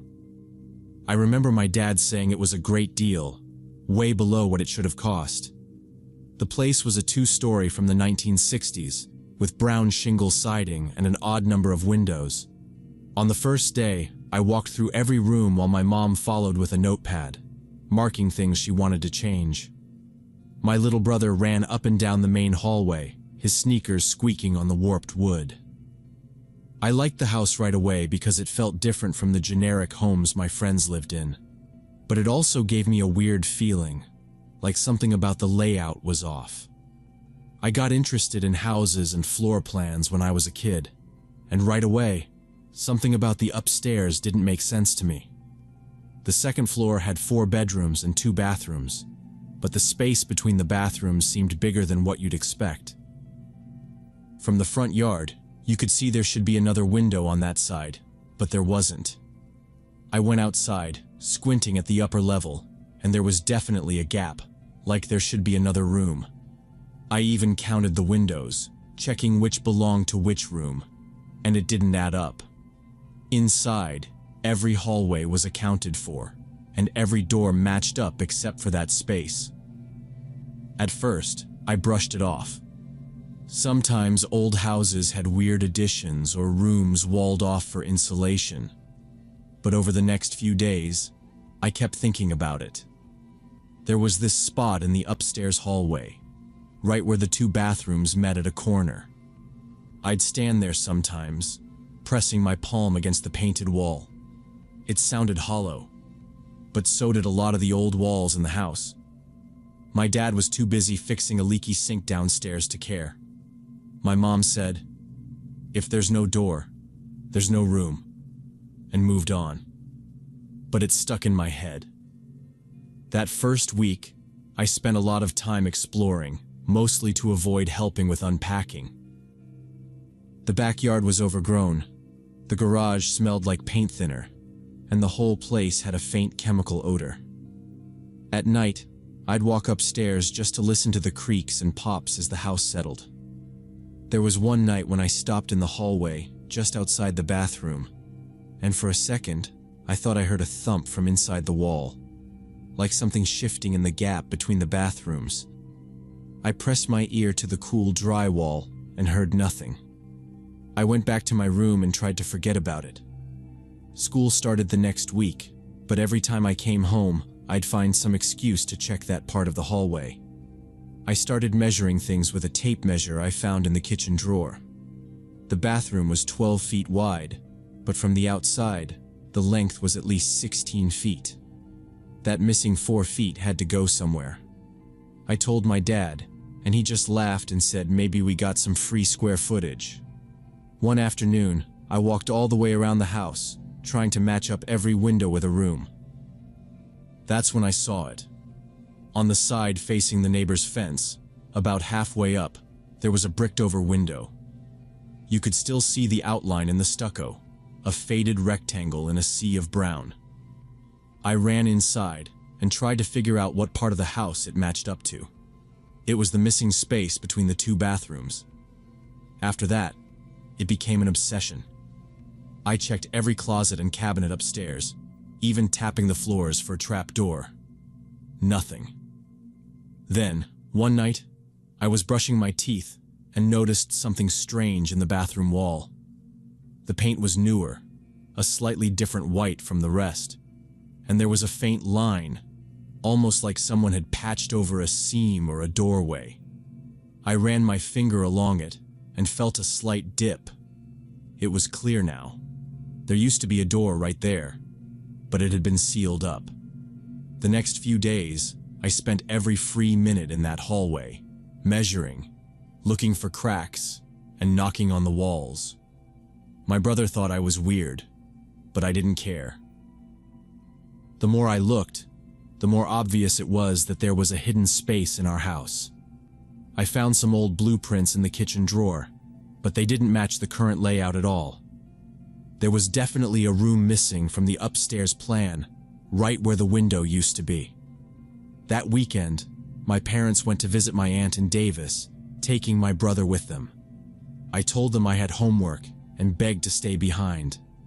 As soon as they left, I went upstairs and locked myself in the hallway bathroom. I had a flashlight, a hammer, and a chisel I'd found in the garage. My plan was simple. If there was a room, I was going to find it. I started by tapping all over the bathroom wall, listening for a hollow spot. When I found one, right along that strange seam, I took the chisel and started scraping away at the paint and plaster. It was slow work, and my hands hurt after a few minutes. Under the paint, there was a layer of drywall, then older plaster beneath that. After about an hour, I broke through to what looked like an empty cavity. Dust poured out and made me cough. I pulled back, heart pounding, but nothing happened. I shone my flashlight through the hole, but all I could see was darkness. It wasn't enough. I needed to get a better angle.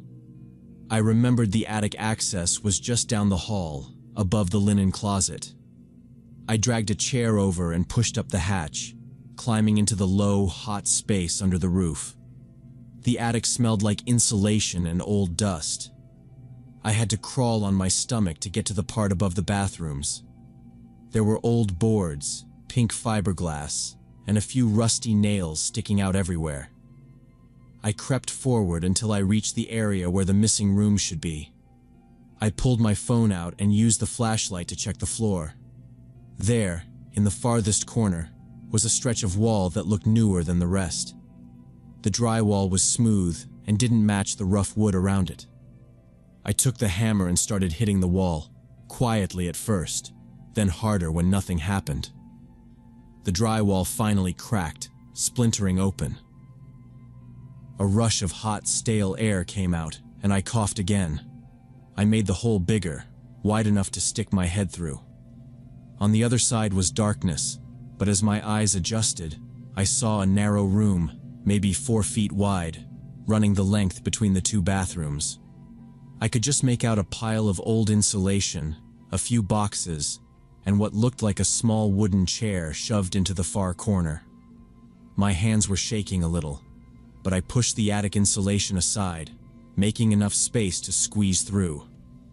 The opening was tight, but I managed to get one shoulder in, then the rest of my body. I dropped down onto the old floorboards, the air thick with dust.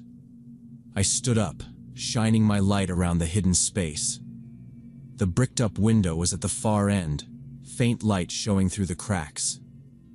I could see the outline of the old door in the wall behind me, the seams still visible under the layers of paint and plaster. I took a step forward, my feet crunching on something brittle.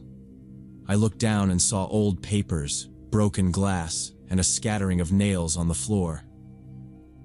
The silence in the hidden room was complete, like the air itself was holding its breath. I knelt by the boxes, brushing off the dust, and started to open the lid of the first one, trying to see what someone had gone through so much trouble to hide in this sealed-up space. The hidden room looked completely empty, except for the scraps of torn carpet and bits of trash scattered across the floor. I stood in the middle, shining my flashlight around, but there was nothing. No furniture, no pictures, just a faded outline where a bed might have been pressed against the wall. The only things left behind were a handful of old beer cans, most of them rusted, with faded pull tabs and stamped dates from the late 1970s. They were pushed into the corners, some crushed flat, others still whole, and I knelt down to look closer at one. The label was almost gone, but you could barely read the year. It felt strange to touch something that had been sealed away so long. The walls were a mess, patchy, uneven paint, like someone had tried to cover something in a rush. The bottom edges were rough, the brush marks obvious. There were streaks where the paint didn't quite match, and I saw strips of the old wallpaper underneath, yellowed and peeling. The floor was mostly plywood, but right in the middle, a square of old carpet was ripped up, staples still sticking out. It looked like someone had done all this in a hurry, trying to erase something. The air in the room was heavy and stale.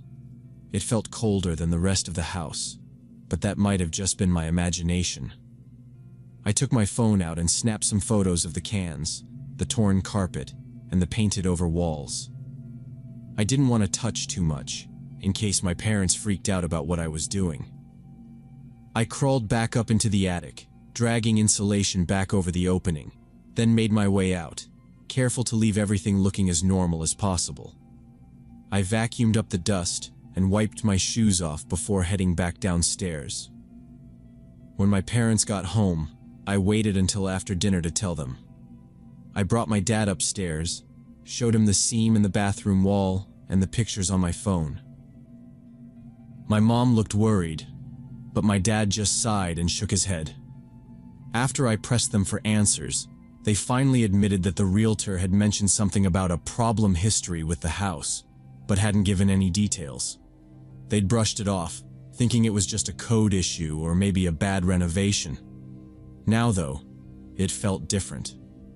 My mom kept saying it was nothing, that lots of houses had weird spaces or old damage, but I could tell she was bothered.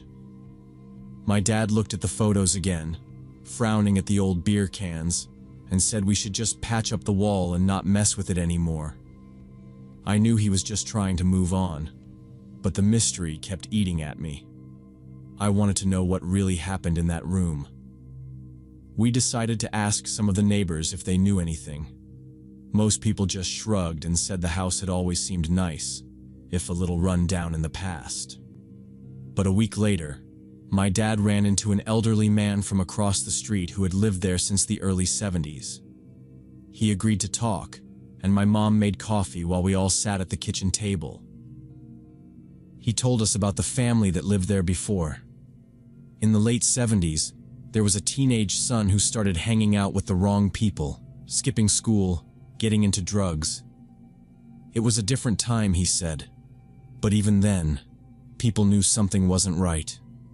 One night, after a fight with his parents, the kid snapped and attacked them in that upstairs room. The story went that it was a bad drug trip, that nobody saw it coming. The parents survived, but the family moved away not long after. The house sat empty for a while, and when it finally went up for sale, the new owners sealed up the room, hoping buyers wouldn't ask questions. The neighbor looked tired as he finished. "People don't like to talk about that kind of thing," he said, stirring his coffee. "The family wanted privacy, so everyone just let it go." My parents thanked him, and we all sat in silence for a few minutes, trying to process the story.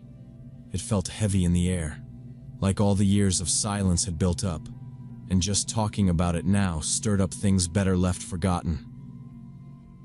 After that, things started to feel different around the house. It wasn't anything obvious, but sometimes the floors upstairs would creak when no one was walking. I'd hear doors slam, or the bathroom light would flicker for a few seconds before turning on. My mom said it was just old wiring, or the house settling because of the renovations. My dad got up one night to check for drafts after a door banged shut in the middle of the night. He told me not to worry, that old houses were full of weird sounds, but he kept checking the locks twice every evening after that. We never used the hidden room for anything. My dad ended up tearing out the last of the wall from the attic side, just to air it out, and then we put a metal shelf in there for storage. Holiday decorations, extra paint, boxes of old books. The space never felt like a real room. We called it the closet, but nobody liked going in there alone. My brother used to joke about it, daring me to spend the night in there, but I never did. After a few months, the house settled back into its routine. The noises didn't stop, but we got used to them. My parents finished their renovations, painting over the seams, fixing the lights, and putting down new flooring. I didn't forget about the hidden room, but it stopped being the first thing I thought about when I walked upstairs. Now, years later, I still think about that space sometimes. I don't believe in ghosts, and I know old houses just have creaks and quirks you can't explain.